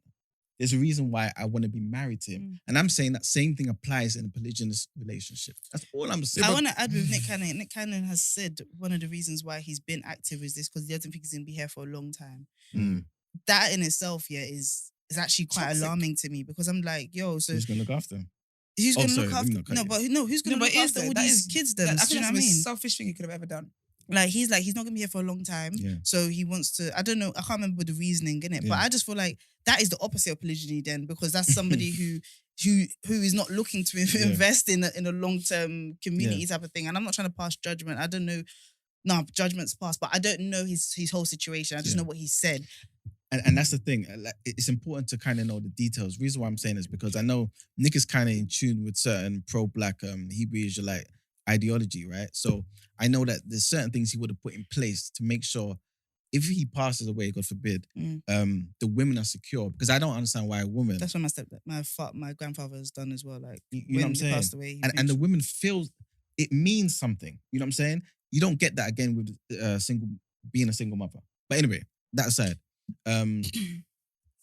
What was I going to say? Oh, crap. Sorry. But then also with that situation, to not put my entire family's stuff out there, but it didn't look like all the grandmas were happy. Super happy. Like, yeah, man, it didn't look like they were like. Do you know what I mean? Again, sometimes you have to, kind of fine tune certain things, and sometimes we just do certain things because of culture, and we're not like for example, I wouldn't necessarily just say, let's just take polygyny of 100, 200 years ago and bring that into Europe. It just may not work. So what are the rules that will make you a good polygynist then, in your opinion? Because like when you think about it, with great power comes great responsibility, yeah? In my head, that is so much power. Like just deciding that you can onboard women, have children with them, and trying to maintain this kind of mini ecosystem. Yeah. That's a lot of, and you being the head of it. Yeah. There's a lot of room for your ego to make you into a villain there and to make you too powerful. Yeah. What should a good polygynist, in your opinion, be about? I think he should really be about. I'm speaking from a Black African kind of centric point of view. I think he should be somebody who really loves family, cares about his community, but also somebody that actually has a proper real love and desire for those wives and for those children. I think he has to really want to invest himself and his time, everything about himself, into the upbringing of those children. Relationship is key, like you lot have said many a time. And again, I use the same analogy of being on a vegan diet. If you're a vegan and you're eating 100% like a nice, balanced, plant-based whole food diet, I think that's probably the best, healthiest diet. If you're vegan just for being vegan and you're just eating processed crap, it's worse than being someone who eats animal products. The deficiencies and all of that type of stuff that comes with it will be yours. You know what I'm saying? So in this similar situation where, again, you're in a polygynous relationship, marriage or whatever, if the man is fully committed to the betterment of that family and the community, and feels like, you know what, there's a need. There are women out there who, for example, will never get married and really want to get married, and he feels like he can take that on, and the women involved want her to be part of it, and they believe it, like they can make it really work and offer security, right? Yeah. I think part of the problem is as well, Yeah, go ahead. is how like marriage is held as such a prize, because even this conversation is giving off doing women a favor so you don't have to die alone. So I'm going to do some charity work. But you know what? If there was ever a time to quote Burna Boy, last everybody would chop breakfast. I think just do whatever it is that you want to do that works for you. But I can't be one of anything. If I'm not one of one, I don't want it. I will struggle in life. Again, just to kind of stress so people don't misunderstand my standpoint. All I'm saying is I believe that probably the monogamous relationship is probably the best. But I'm saying to you, why are we basically so against a polygynous relationship and prefer single mother parenthood when, again, the likelihood of certain things coming from it is just not as productive as one that comes from a polygynous relationship if we were to give it a try. Do you know what's so funny? That's all I'm basically trying to say. The statistics for divorces are mad high. People are not even making monogamy work. Exactly. How are they going to make polygyny work? Because it's a completely different dynamic. It's a completely different dynamic. I don't think they will. Do you think it's harder or easier? It depends, because remember, don't look at it like in polygyny only the man is working. You've got other women who are on board who really want to take on a responsibility and make it work as a unit. As a unit. It's not exactly the same, and maybe this is not the best analogy, but imagine one person doing starting a business and doing everything themselves. But if you've got help right? And you bring other people on board. That help can also Sounds like different stress to me, ideas bro. and stuff. It's no. keeping me One woman is hard enough. Man's talking about trying to navigate this a group community of women. with all these emotions. All I'm Come saying on, it's long. again, Women. just to kind of wrap up. Yeah, sorry for taking so long. No, But, we appreciate the conversation. the only thing I'm pretty much saying is, in a world where the reality is a lot of black women will grow up and just have kids, right? A lot of us will have children, maybe with different partners and whatnot, and have to, face that burden of raising them by ourselves and stuff like that, right? I just don't see why people are just so against polygyny, where you can have that security, that help, that love, that companionship, all the things I you don't get. think from- Well, one thing I can think you say, will. it's easier for you to say because you're a man. Yes. That's the thing. Like, 'Cause it's like- they're you the know, ones it who have just to sounds decide like- whether or not they want to be a second Yeah, 'cause wife you know, or one or three, one or yeah. four. That's true. As a man, you're like, come on. And it sounds like, honestly, Maybe that's the honestly, it case. sounds like a charity case to me. I don't think It it's sounds like It would sounds you like women a are- genuine organisation. Yeah, it sounds like doing a woman don't see it as favor because charity. they might end up and die alone. That's honestly what it sounds like. But it's not a case of might, right? it's If you don't bring receipts, I don't want to you hear it. will die alone. It's If not- you it's don't not want a to, case if you of don't that. bring receipts, No, I it's need not- receipts. Okay, again, I'll bring the stats, right? And But being I'm- single is it the worst thing in the It's world? not And that's why I worst thing said in the we've held world. marriage like it's such a prize and men is such a prize and like our entire the- being the is why to do then you- end then up why with do you want someone. E-man, LeBron Gosh. James, Yes. just became a billionaire. Wow. Yeah. I said, wow. Some people say he's the best basketball player ever. He Jordan. came from a single parent household. Yes. Don't tell me it's You can say that's an don't tell me it's an And if anomaly. my dad was It's his not dad, an Because anomaly. he would have had to there's become multiple men, scientist. multiple women who are successful who come from single parent homes. Yeah. Heck, look at me, I'm on TDA. I 100% agree with you. Yeah, Bob Marley had many kids with different women. yeah. A lot of those kids we see, again, successful. Yeah. From different wives. Yeah. And they're... Yeah, and Yeah. and what's the and in Bob Marley's case, he had money. Yeah, that's it's essential. I'm Yeah. saying My that. thing Yeah, is it's that essential. I feel like when we can end on this unless somebody Yes, feels yeah. passionate. Let's yeah? end on this. But like I feel like polygyny is not even a solution. Am I saying it wrong? I'm said it wrong. I'm just Yeah. deep in it. I don't think it's a solution because, like you said, there are so many single mothers, Yeah. but we haven't even found one good polygynist. So there's no solution to this. But I also, sorry again. I also think it's because a lot of men don't know the idea of polygyny. And so you wanted to use this platform to Men share. that already- Like, we're not shitting dealing up with and enough. down. We're No, not. They have five starting five. I'm just trying to be fair. I'm just seeing it as, you know what, women are kind of not familiar with the idea of polygyny. A lot of men too are not familiar with the idea. And I feel like if men who are responsible and, have their setup beautiful. Do you think the men of today are the people? That's who should be like one in advertising 10,000. I think there are some. My granddad was a polygynist. You're who? Your brother? My granddad. Your He granddad? had 2 wives, 3 sons with 1 Something wife, like 3 daughters. Where did he live? In Nigeria? All right. Exactly. We're not. You haven't met them. important Exactly, because information. over there, that's a norm they do. But No, I was the thing just is, in throwing in this little facts. community, No, yeah, we love that. I think Precisely. we've This society. yeah, in this 100%. society, we've concluded there that the only way to make it work in the West is if you have money. Black people are struggling enough. You need to have money in this situation. Yeah. 100%. Yeah, you people, need to. But the thing is, how have many people have finances.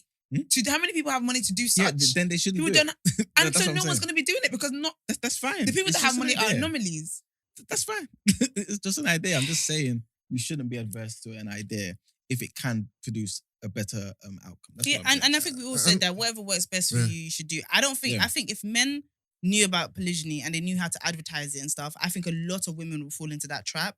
And I think Don't call it a trap. the No, reason, okay. It's a the trap. reason, I have the reason one why I'll last call it point a of view. trap. It's a sentencing. The reason why I will say it's a trap is because you're saying this really unique responsibility Yeah. to this generation, Yeah, to yeah, this yeah. space. They can't even be faithful. Yeah. Yeah, I was get going to say, E-man, do you believe it that most How much more? men who are rich, saucy, that they want to have multiple wives or they just want to have multiple women and do what they want? The ones that are not married. You know what I mean? Do you believe that all these men who have lots of women and access, they want to have multiple wives or they just want to, have their cake and eat it? I think it's a mixture of both, to be honest with you. I think some people who want multiple wives, but because of the society they're in, have to resort to having multiple women. But if they had multiple wives, they will be content with the Do fact you, that do you No. actually believe that? I don't No, believe I that. do. I think I it's- do. But it's I think, everything yes. you're saying. I don't think No, I do. I don't think these men they want. A lot of men don't I'm even not want to get saying- married. Full stop. Let alone to multiple women. Multiple You- women. you said, I'm not Marriage, not have, like, for example, let's use Nick No, again. I get what you're saying. Yeah. I'm Someone said not yes to the saying. brothers. like I want you to understand what I'm saying. I'm not saying that's the case for most men. Yeah. I'm just saying I believe some of those men who are rich would prefer actually to have 2 or 3 wives than actually to have one and just try and be. I think those are mainly like Muslim guys, to be fair. Maybe that's the case, but it's still a reality. Yeah. You know what I mean? It's everything's a reality because there's billions of people in the world, so cases exist everywhere. But I'm saying, I think that this case is to us, a minute few. Really. Okay. I think even if it's a great concept, whatever, from your point of view, I think there's very few people that could carry this off in the way that you've addressed. And I think what you've just done now is giving weapons to the wrong ones. But I get what you mean. But like the thing about it is we all respect that you truly mean this. We all respect that you're about the black community. We can see that. But so few people are. Some people don't even shop black. Like, problem, do you know what I mean? That's so, like, when I say we've said this already, people see this pro-black thing as a burden. They see it as a cross to bear. And what people will do, like they do in most religions, is pick the part that favors them. And what you're going to get is a lot of men taking this to masquerade a really selfish intention. I agree. And I think a lot of women already know that, so they don't even want to stand next to this concept because it's like they can see that this is going to be them being girlfriend number 14. Do you know what I mean? In a country that won't legally marry you anyway, there is no legally binding reinforcement of this support beyond his death. Like, do you know what I mean? And I do think women after, if you're being factual, women after children, women after a certain age, do start to think less about the Romeo and Juliet lovey-dove shit and start to think more about what's sustainable. But that's not first choice. Exactly. I just want to say that. I agree with you. I agree with you. Yeah. Just like single motherhood is not first choice. But I'm just basically trying to say that if this is another option, why is it people are just quick to not entertain it when it could be good for you, and also just as importantly, could be good for your children too. Because we don't want to share. Also, if you're a single mother out here listening, man, hit up Emman, man. Emman is willing to. No, I'm not. To take you on. If you don't become a polygynist, this is all crap. No, it's not about me. You must. He said delete the episode. You must. He said he doesn't he doesn't have the minerals for that. It's not about me. Wait, do you have minerals? Not for that. No, I'm basically just saying as an idea. I think we shouldn't just shut it down. I know, but no, it is. We didn't shut it down. But I don't think any of us would judge somebody who was in that. No, it is because you got so much vim for this. For you not to want to do it yourself, to me, is kind of crazy. No, because I just like to bring facts and actually look at things that I think could benefit black people. You know what I'm saying? Like a lot of our issues come from the fact that there's no stability in our community. Final question for you: Would you do it if a woman approached you? And your wife was cool with it? You wouldn't do it? No. After all that, so is that it's not about me? But again, it's not about me. Again, right? No, but I don't believe none of this though. You don't even stand by what you're preaching. No, because you wouldn't even do what you've been. You're riding for this. Means if you have the opportunity to do it, would you do it? Again, you need to have the finances. You need to have certain if you have the finances, no, that's what I'm saying. All the money, if you had it, you're a billionaire. It's a good question to ask, man. If you're LeBron James, Jones or okay, so if I had all the things I was talking about, then I would do it. There you go. That's obvious to me because you're riding for this, so you must want to do it. But I thought you mean me right now. No. I mean you with all the minerals. All the minerals, you would do it. Yeah, I would do it. Do you think? Are you working towards? Don't tell me to delete this either. Look. At the end of the day, let's go into the headlines, right? Because we've got more stuff to do. No, so I've got one more question. There we go. Are you working? No, I'm not working towards it. No, I'm not. I'm not working towards it. All I'm but I mean, like you want to be successful, that kind of stuff. That's not in my mind. I'm not trying to be successful to be a polygynist. But you're trying to use a please. You know what? He's never introduced the headlines ever in his entire career. Man said, let's go to Dana. Man said, let's go to Dana. No, you're trying to be successful. You're trying to be successful, and the byproduct of that is going to be you entering a polygynous situation. Oh no, that's not what I'm saying. I'm basically saying me wanting success. Honestly, it's got nothing to do with it. I don't think about it.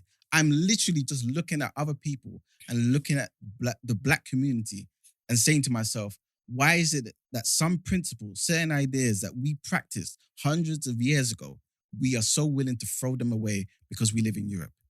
Because we don't live in the same country. We don't live in the same time we did 100 years ago. I understand that, but we don't entertain it. That's what I'm saying. I think we could all agree we know who's going to act. He's going to move different when a new black pops up. No, not at all. Talk about, hey guys. Wife wife number 3 couldn't make it, but wife number 1 and 2.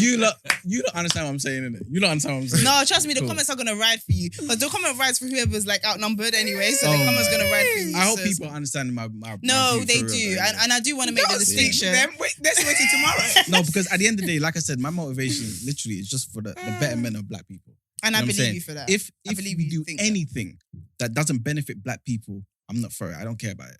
Okay. I would That's like what to I'm help saying. black people. And you think single mum staying single?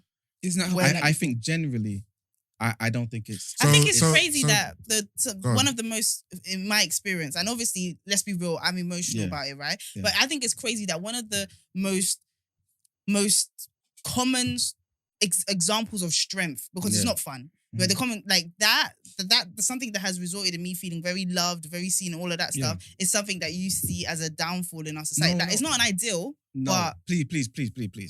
Let me say this before we wrap up. Yeah. If you're a single mother, right, and you can get with somebody Yusuf's everything. and be in a monogamous relationship, Mhm. that's a beautiful thing. Mm. And I think most single mothers want to be in that type of setup. I think so. You know what I'm Yeah. saying? All I'm saying is, if that's not your reality, if that's something that hasn't happened for X amount of years, why is it that we're so opposed to looking at the other Other part? things. That's all I'm saying. Single people. mothers, hear me again. If you want to help the black community, Hold on, Yusuf. if you want to help the black community, become a second wife. Iman There you go. is done with Anyway, us. you lot, There you go. I know you lot heard me in it. So Become a that's what second I'm wife. saying. I think That's that was how a you can fantastic help conversation. The honestly. uprising of the black people. If you guys have any thoughts, any contributions, I trust you guys to leave comments. Yeah. But yes, like Iman said a little while ago, let's head into the next headline. Cool. And just before we head in, I think I want I to don't think it's even factor in headlines. a community comment of the day section. Do you guys think that would be cool? Yeah. Yeah, that was dope. Yeah. All right, cool. Yeah.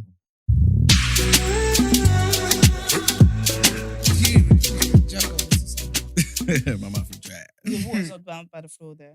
We must proceed on to the headline. All right, strong black man, you Okay. keep going. I'm gonna try my best, guys. Again, like we said the other day, we like to give you the news that not only affects us here in the UK, in Europe, but also back home, Africa and the Caribbean, throughout the diaspora.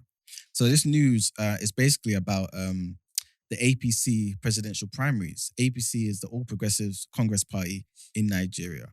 So the former Lagos State Governor Bola Ahmed Tinubu has won the presidential ticket. He will be representing the APC in the 2023 general election. So he polled 1,271 votes in total to clinch the ticket ahead of the former Minister of Transportation, Mr. Amici, and also the Vice President Yemi Osinbajo. Amici was the closest to Tinubu with 316 votes. Osinbajo came third with 235 votes. Tinubu, after he won, paid a glowing tribute to the present President Buhari on his effort to reposition the country in the last 7 years, stressed that he had the wherewithal to administer the country effectively. He also said that though our tribe and tongue may differ, we must build a united country premised on equity, fairness, and justice. True reform and progress lie not in copying others, but in identifying our own opportunities. To lead Nigerians is a sacred trust, which I do not take lightly or seek selfishly. By giving me the party's mandate, I hereby make my solemn vow to make Nigeria the best home for its citizens. That's what I was waiting for. Bola. Sir, Yes. I have several seats. So I think we may delve into that a bit more probably tomorrow. Yeah. Because I was listening to a speech of his this morning, and there's a lot more that's surrounding this. So I think for those interested, and funny enough, a lot of people are interested actually. A couple of people Wait, yeah. hit me up about Mayegun's Oh yeah, that is, yeah. diary. So guys, again, Mayegun's diary on YouTube. Maybe spell Mayyegun. Yeah, and the Igbo guy that I mentioned that I didn't have for you guys at the time, he's Simon Ekpa. So it's Simon EKPA.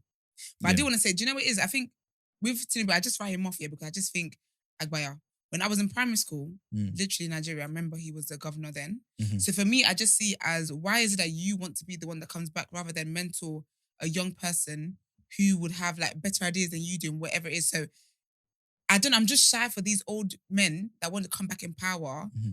It's almost as if they're kind of hugging it when the country is full of so many potential young people that have young people that have so much potential, and you're making life difficult for them in the ways that life is difficult for them already in the country. Why don't you take them under your wing, kind of mentor them, and they can be empowered? I mean, they've got more energy than you. They've got more ideas, I would say. They've got more vim for the job than you do. But this is how we got with Buhari, so we'll see what happens. Do you feel like if you were in his position where you felt like, you know what, I really want to contribute to the betterment of Nigeria, it didn't happen when you were 40, 50, 60, now your 70s. Do you still feel like you still want to pursue that dream because you feel like genuinely you can make the country better? Or would you be like, you know what, I'm 70. Let me just give this to one of these. Do you know what it is? I think you can pursue the dream, in other ways. I don't think that me being there is the only way to pursue my dream. I think that for me, you wanted to be a president. Yeah. You want to be a governor. You want to be a person of position of power. That is your ego. Because there's ways for you to fulfill that dream and see that the country does better by, again, like I said, mentoring someone, or like just that's the best word I can think about. Mentoring someone to be able to carry that out. Do you get what I mean? Yeah. Whether the person does it or whatever it is what it is. But I think that with these old heads coming back and be like, I want to make Nigeria great again. I want to do this. I want to do that. That is their ego speaking, because you want to be the one that's in position of power. Because really and truly, you had this dream, but when you were there the first time, what happened? Do you get what I mean? So, but we definitely need to get into this a lot more. I have to say, the comments from yesterday there's a lot still. I know, I just checked them out. Paragraphs. Esther's there on your neck. Oh, is it? They're cooking my ass. What? Why? Oh, I'm not Cooking seen Esther. We definitely need to put in a community Yeah, comment. read her NHS comments. She's getting cooked. And also there's a lot about the Christian stuff. Christianity conversation. Yeah, that's what I was reading before. And this is the thing, like, people need to also understand that some of our segments, we don't have the time, right? Sorry. I just don't She's see, just in a wellness check. I'm we're coming here, we're being honest, we're talking about stuff. Let me know. Yeah, but this is part and parcel.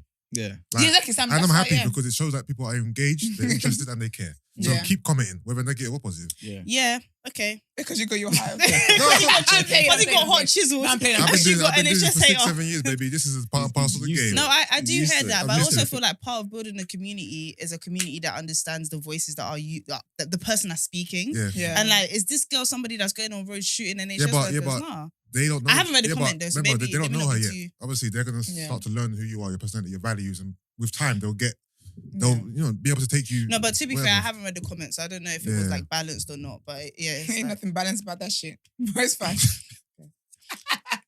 All I was gonna say is like, people need to also recognize that, like, we have a certain amount of time to talk about certain topics. Yeah. We're obviously not going to delve into every single aspect of it. You know what I'm saying? So people need to bear that in mind. The platform is going to be about. And that further dialogue. Because you're going to have people who agree with Esther and don't agree with Esther. Yeah. And they will participate in that dialogue on the particular platform. Yes. So I'm looking forward to that aspect of it. And that's the new platform that we'll be giving you information about, where you'll be able to watch us live, but also engage with us 100%. in a real way. And stand by what you say as well, because, 100%. sometimes comments are slightly easier to do, but on this platform, you'll be able to really engage with us. Exactly. And that's what's different about TDA. So. And we appreciate people Do watching. you know what? We do appreciate. appreciate, and we do. And also, long messages are not something you do if you don't care. So we actually do appreciate that when you sit down and think about it. I only message things when I care about the platform I'm talking about. Definitely. So thank you. Thank you for caring. Yeah, cool. On a real level. So yeah.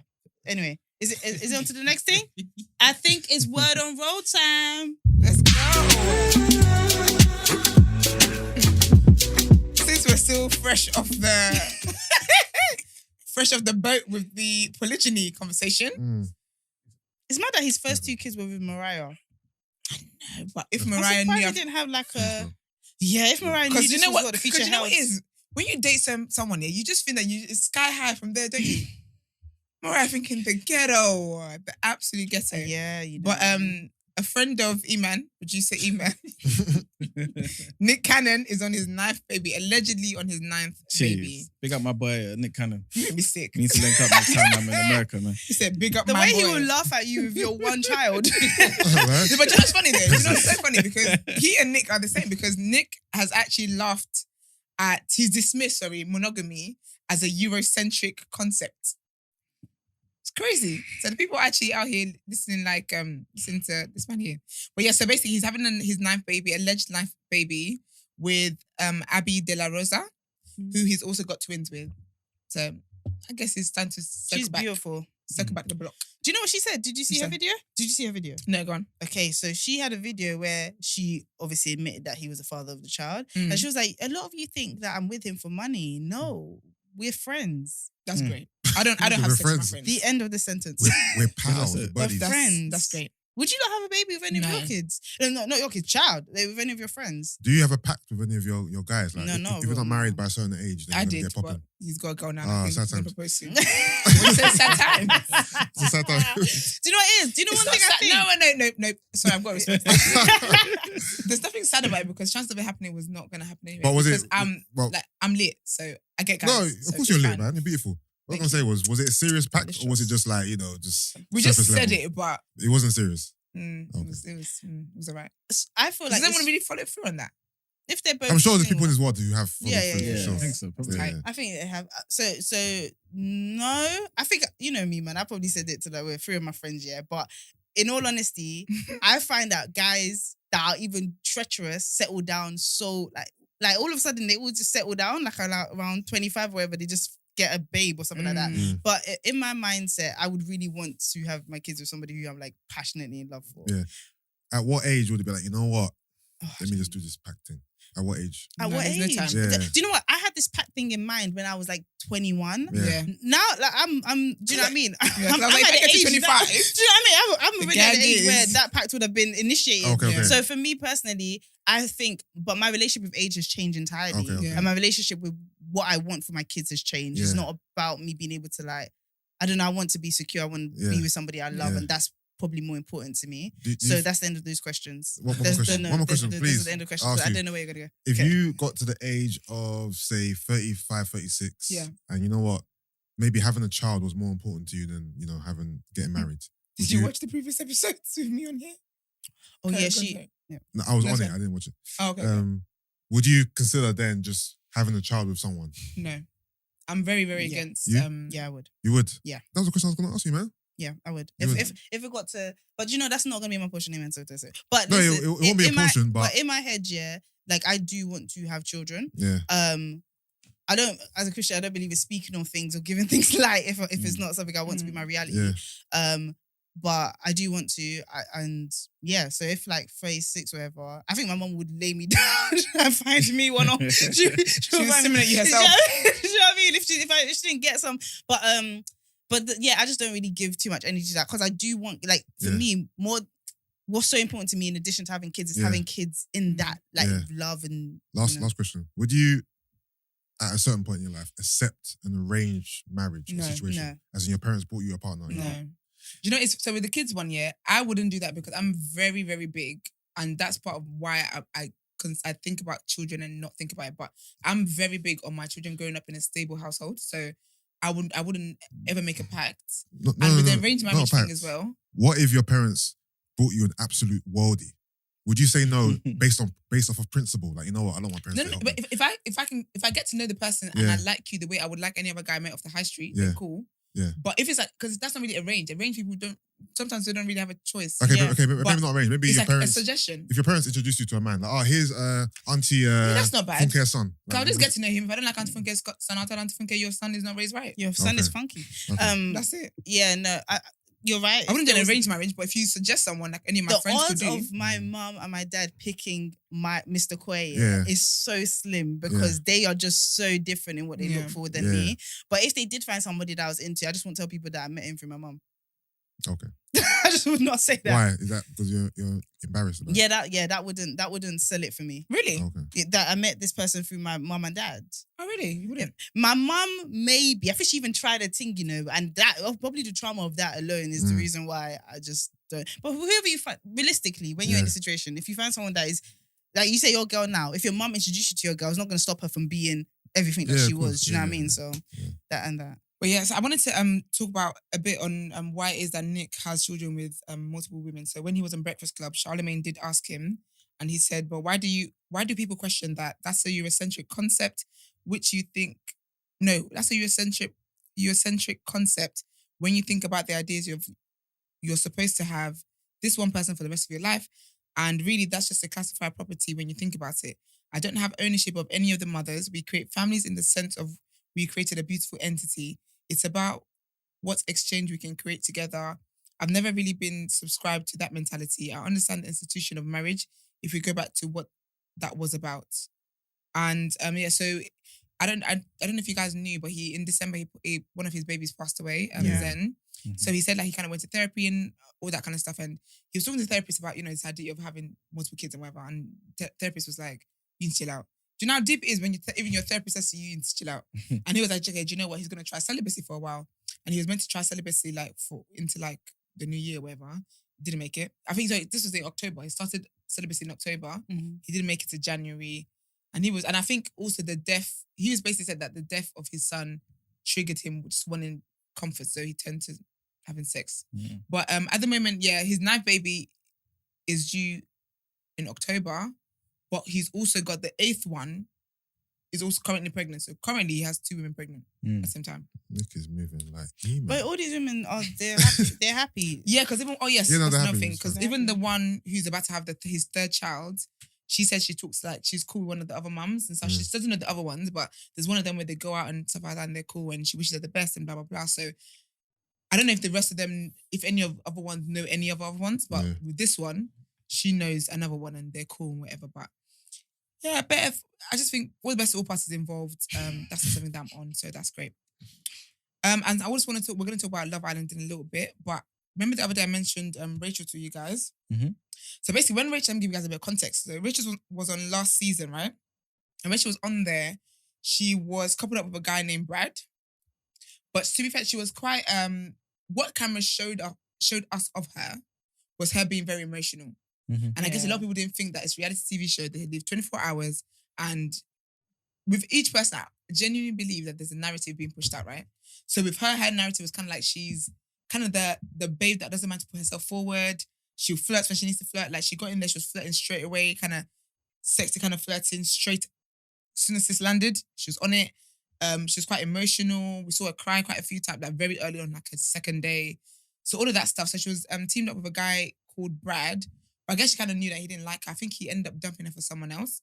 But anyways, he and who was it again? He and some other people from Love Island were doing a what's it called? An Insta live, right? Mm. And apparently they were shading her because she was a bombshell on their season. She was a bombshell on their season. And so I guess they were kind of just being rude or whatever about her appearance and all that kind of stuff. And allegedly, there was this rumor circling that she slept with Brad. Because she got very invested into Brad so quickly that there was this rumor flying that why are you so invested? You must have slept with him kind of thing. So there was all that rumor circling. So she didn't have a great time in the show, which now I get it why she's talking the way she does. Yeah. But anyway, so she did release a statement and she said, today's the first day I've had a feeling of regret when it comes to appearing on the show. Despite everything that happened till now, I still saw the experience as a blessing. No matter how awful and manipulated it was, I just took it as part of the experience as it has led me to amazing things. But for it to be today and I have actual nobodies mimicking me and discussing me publicly like a joke, I am fully over it and regret going on the show. Why is this deserving of going on a TV show? How do these actual idiots think it's okay to publicly humiliate me and discuss me like that? And not just today, multiple times over. Today, a year later, and I'm still being bullied, taunted openly for all to see. Honestly, if there's a statement stronger than fuck you, understand it and receive it. I'm done. But I think it just kind of goes again to shows providing like aftercare for people. Because I can't lie, she was actually bullied on it. Because I remember when she walked in, she was a bombshell, right? But when she walked in, right, she was walking with her heels a bit funny. And she was a meme for months. Like, I'm sure it's going to come up again at some point. But when she then came out, she basically said, I think I heard her say on Black Girls Even, I think. She said basically that they had her standing for hours. And I think this is what we forget about Love Island. Like, it's scripted. So they had her standing for hours and she kept practicing the walk. Apparently, she did that entrance several times. So the best one that they picked, she was tired kind of thing. So yeah, it was just I thought it was quite sad that people, one of the girls on there, I think I have to shade her name was Sharon. But when she went on the show, she was all like, I'm a girl's girl. And she was part of the guys laughing at her. So how much of a girl's girl are you? And I can't remember if it was on air or off air now, but this is why you should join our community because you get to listen to everything. I was talking about Young Miami and Caresha and all that stuff. So she has got a new podcast coming out and it's called Caresha Please and it's with Revolt. And I want to play you guys. Actually, no, wait. Basically, right? There's tea in the streets that, Diddy, we're talking about Diddy, wasn't it? Yeah. So allegedly, she and Diddy are going out. Yeah, so she and Diddy are allegedly going out, but I think this will kind of prove that they kind of are. There's been that rumor kind of circling for a while. They were kind of quiet about it, and then some other girl tried to say that she was Diddy's girl, and then that's when Caresha said nope. And then they had a kind of back and forth online. I think the girl's name is Gina. They had a back and forth online and whatever. So in a way, it's kind of confirmed that they are going out. So it's extra confirmed, I think, in my opinion, because her podcast starts today and I will watch it and I will bring you more tea tomorrow. But he's the first guest. And she's asking him questions about them. So if Brent could play the clip. We shall see. Oh, yeah. So let's... Are you ready to get in the smoke? Yeah, get to the smoke. So when you woke up and we was trending, what it was about? I mean, it just... So what we is? What you like about me? Like, why you fucking with a city girl? Yeah. Hold on. It ain't no hold on. Do you like making love or fucking? Chinese food or American? Are you a cheater? You can't think. You gotta just say it. Wow. What? I'm not laughing.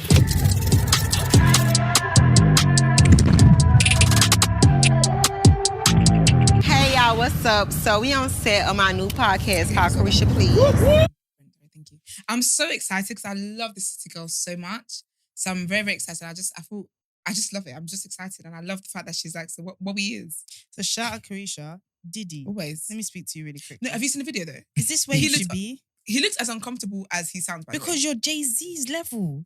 You're Dr. Dre level. So what does this mean? Shouldn't you be retired to like behind the scenes puppeteering and controlling? What does this mean, Koi? I don't get it. What happened? I think she's saying that Diddy is of a higher status. No, I'm not saying that. I'm not saying he's of higher status. I think shout out to Caresha. She got a shush in all her thing. But I feel like with Diddy, when you look at Diddy's like CV, he feels like somebody who shouldn't still be like I don't know if he should still be doing like things that are at the forefront of gossip and stuff like that. Like I don't know what Jay-Z did yesterday or last month or anything like that. Like I don't know who he's dating or he's married to Beyonce. But I don't know what he's on. But I feel like so in my head, I feel like Diddy should have migrated to more behind the scenes stuff. Like, and I don't think he should have his business out here like that. I think that's what you're saying. He shouldn't have. But it's difficult when you're dating a city girl. Your business is gonna be out. Yeah, but every girl Diddy's dates ends up on Shade Room. Because first Robbie Harvey. Yeah, because he's Diddy though. Bad One, Baby Mother, whoever. Yeah, and because he's Diddy. Yeah, so it's gonna come out because he's Diddy. Yeah, but there's a lot of men who date women and it never comes out. Especially when you're at that he's level. In the he's not behind it. Jay-Z is behind the scenes. Yeah. Diddy has never been behind the scenes. He's always been in the mix. So why would it change now?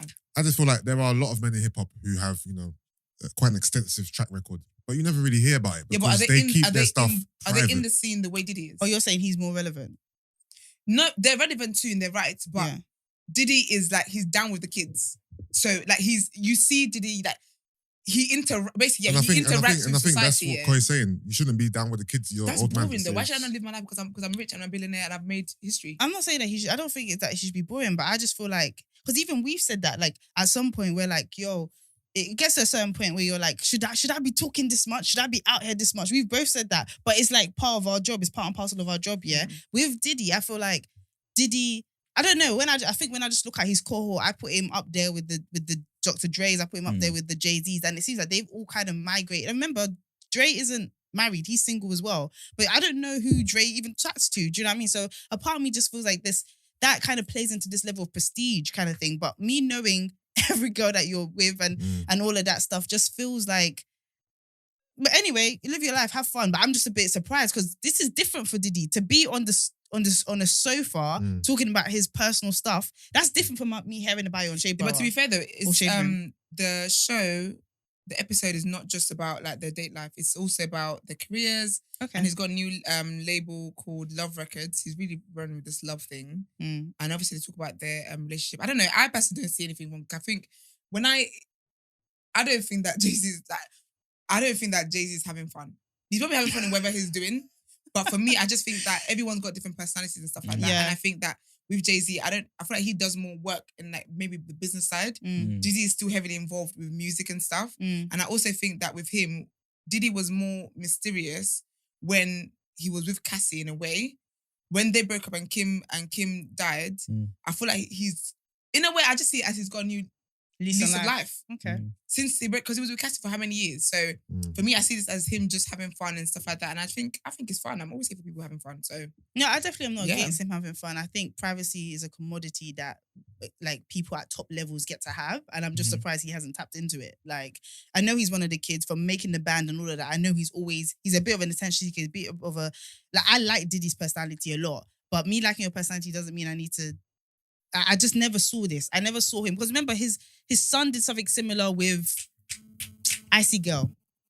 What's her name? Saweetie. And because I see it as a bit more of a young person's thing to kind of put your mess out there forefront. I feel it's as a young person thing. You know what I mean? It's not a mess up, is it? It's just a relationship. Yeah, no, but it's a relationship that somebody else has come out. Show. That's amazing. No, yeah, but that's another thing with the girlfriend. I agree that they're going out, but I don't know if they're girlfriend and boyfriend only because this other girl says she was with him when he was with Cassie and has continued to be with him all the way through. But I don't think they do traditional terms of girlfriend, boyfriend, and all of that stuff.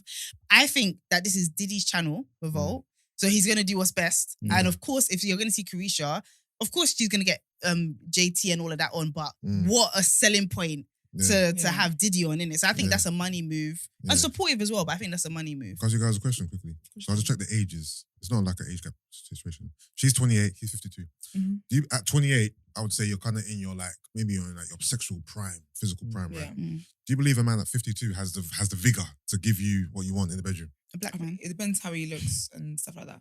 Okay. If he's like someone who's fit and all that kind of stuff, then if you're in a fit shape, I'm sure you can do what you need to do. Okay. I'm sure Diddy can. I think so. I did think when you said 52, I believe it, but it wouldn't be the first number that jumped to my head. Okay. I would have thought 40. Okay. Well, as in he looked 40 or you thought he was 40? I don't actually follow Diddy like that, but I would have just said like 40. I don't know. I would have just said something in the 40s. Do you know what I mean? That's what I would have just thought of. And also, money does something different to your aging process. Like it does. I'm telling you, your skin still looks good. The PTs are still PTing. Like, do you know what I mean? I feel like, I don't know if we could compare him to like John, my neighbour. Do you know what I mean? I hear that. Quick question, sorry, not to take it left. But would you guys entertain a 52-year-old if he was 28? Depends again what he looks like. If you don't look, if you don't give me granddad. Yeah. Okay. I could, wouldn't be top of my my list, but I wouldn't. We wouldn't just chuck it in the bin. Because when you hear sometimes the you put it age in a 52 box. in isolation, rather thinking of Diddy, 28-year-old, to me, you're looking at it as an old man. Like, let's be honest. Yeah. I haven't actually had like somebody that's 50 something approach me anyway. So I can't tell you a real life example of how I'd react. Yeah. But I think if the person profiles as 52, you wouldn't even give it time of day. If the person looked 52 in your head of what 52 is, you wouldn't give it time of day. Yeah. But another thing, as you get older, like people's age is really how they behave more so than how they look as well, more so than just what's on their driving license. So, but I have never engaged with like someone who's 50 plus. I've never even had that conversation. Have you had an older woman? Because I know a lot of guys fuck older people, older women. Yeah, I've been with older women. I was in my, it wasn't that big of an age gap to be fair. I think I was in my maybe mid to late 20s and she was in her early mid 30s. It wasn't crazy. Mm-hmm. But so the show will be out today and I will watch it and let you guys know. And talking about the show, she said, be ready to be entertained. You never know who may pop up. All things go on Caresha, please. Nothing is off limits.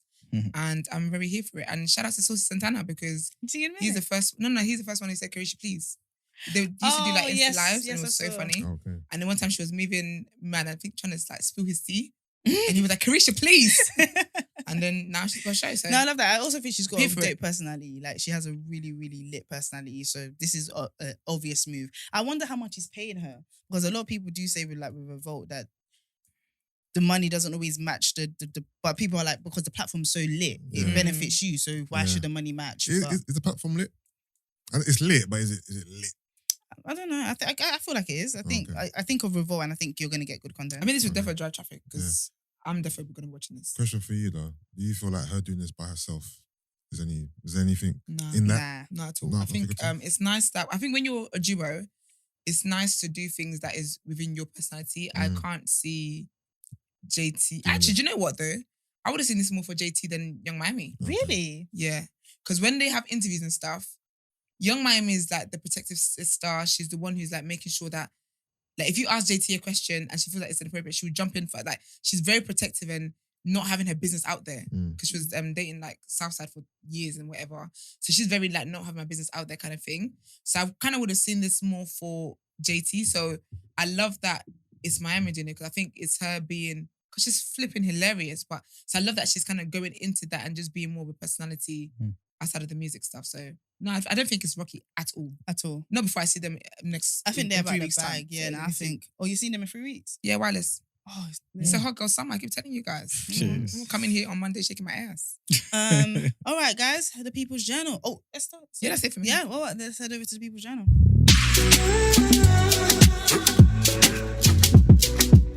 What are we paying for now? All right, people. Welcome to the People's Journal, where I give you the news from an economics point of view. Corey said, "What are we paying for now?" So I'm gonna start with petrol. Oh man, I hate that. I know you lot got some stories, but basically all I'll say is, as I said the other day, it's going to jump in it. Well, today is basically going to jump exponentially. So basically, the price of petrol saw its biggest daily jump in 17 years on Tuesday, right? And RAC Motoring Group have said that the average cost of filling up a typical family car is now going to cost £99.40 and could exceed £100 by today. Filling up your car. Listen. The average car. Average family car. I pulled up this. Remember I told you about the Sainsbury's? Mm-hmm. That was $179. Yeah. Yeah, I told you about that. Yeah, I did. For diesel. I pulled up this morning. Didn't check the board. I just thought it was $179. $179. I even forgot about, as I undone my screw cap, picked up the nozzle. I looked at it, 185. I said, Jesus. 6p. You know how much that is in petrol? I know 6p sounds small. In petrol, 6p is a lot. From 179 to 185 in one day. I have something to top your story. But I was like, I'm here anyway. It's you lot's fault. When you talk about stuff on this show, No, you know, I'm about to make that. Sorry, Can I just say one thing before you say you that? Just to add context to what Yusuf said about how big a jump 6p is, yeah? Again, the biggest jump in 17 years was a rise of more than 2p. 2p? 2p is the biggest. Just so you understand. 6p is madness. Let me tell you guys my story. So you know I came here, what was the day Koi was announcing giveaway no one approved? Tuesday, wasn't it? I remember I said to you with confidence that petrol was 168.9. Yeah. Yes. So as I'm going home, I'm like, do you know what? I need some petrol. Let me just do this now. It's a very convenient time. I pull up at the place where it was 168 in my local Tesco, 168.9. Pull up there, I get inside, they're like, oh, we haven't got unleaded or diesel. I'm like, oh, so annoying. This is in the afternoon, right? I'm like, do you know what? I'm going gym later in the evening. I'll circle back in another 3 hours. I circle back in another 3 hours. The price is 178.9. 10 pence in 3 hours. And do you know what? And you know I love a conspiracy. They had petrol the whole time. They did. They probably thought there might be a riot if we just put it up on provoked. So they said we've run out. And then so now everyone's thinking, oh, it's fresh petrol. 10 British pence. 10p. I thought I was going crazy over 6p. I 10 said, pence. nah. I couldn't believe it. Yes. I'm in shock. I'm disgusted. I told you, I'm getting a bike. Told you, man. No, do you know what? crazy. You might, your girl have to firm the ick, you That's know. what I'm saying. Your dad might have to firm the ick because, yeah. It's I hate ridiculous. It's going to be £2 by July, maybe then. Yeah, I see that happen. Because I've seen 190. Car I've seen sharing. 190 somethings, you know. Yeah, I've seen a 195. You know, yeah, car sharing. £1.95. It's ridiculous. Oh, just get a train here couple days a week. I have to get every day a week. I have to move in, Brent. Honestly, Brent. I have to sleep in a shed. Yeah, you know what it is? Petrol price has gone up and my driving's gone up now. Yeah, exactly. Because of TDA. Because I'm buying petrol every week. Every single week, you know. Yes. It's Wait, crazy, Brent, man. what did you say? Weekly petrol allowance. Is that what you said? I think I heard him say that. Brent, you say that? Brent, It's confirmed. Thank Brent, you. you know what? Covering travel. Brent, a little something goes a long way. I'm just saying, a little I something. just want to say, a I would like to little change officially still. withdraw the offer to pay for It was already someone's withdrawn, tank. but yeah, go for it. Brent, I don't think I'm in a position to promise you guys that anymore. I'm so sorry. Brent, just hand us all brown envelopes as we walk in. That's it. Little You know how change. uncles used to say, like, when your dad's parents' business came, Yeah. and they shake your Yeah, hand and they put the money Yeah. in. It's a quick transition. I don't want hugs anymore, bro. I That want way, handshakes. that way the tax man can't chat to us. I hear it. Yeah. It's disgusting. Is there any more bad news? Depends on how you lot see it, pretty much. You know, It's bad. yesterday I was It's telling bad. you lot about how the EU made a law about charging cables for like a small to medium sized. changed their mind already. portable. Huh? They changed their mind already. No, the EU is fine with it, but the UK said, Of course not. guys, relax. The UK always have two heads. What's your problem? The UK said, we're not considering that option. So guys, don't get excited. So yeah. I told you Boris listens to TDA because we cussed him out yesterday, and then we said how that's great because we're tired of buying the iPhone and the charger separately. He said, "Oh, watch you and the TDA listeners watch." But basically, the other side of the argument is basically that if everyone has that universal port, basically it will stifle innovation. They'll be alright. Because Again, right now, Yeah, but how much more can you innovate a charger? Yeah, but you wouldn't have thought that Kids are like hungry 10 in years school. ago. Yeah, You know what I'm sure. saying? So but Be right fair- now I can't think innovatively because my bank account is capped. If I'm seeing all types of So- stuff, I'm seeing like a charger plate where you just put your phone on the plate, Yeah. Yeah. it charges it, Yeah. all types of stuff, really. yeah, so that's pretty much up all with for me, that. you know. Do you know what? People need to start putting their names next to the decisions they make. Because right now, what happens is because we don't have any names, we just say the government. Yeah. It's like when we say Twitter. No one's name is being dragged or flogged appropriately. So I feel like we need to start putting names next to these things. Somebody has to come up with this. The Minister of Technology came up with this. But it's somebody out there. Bumba. Yeah, but that's all from the People's Journal today. All right, then, well, let's jump straight into Woke or Joke, our daily segment.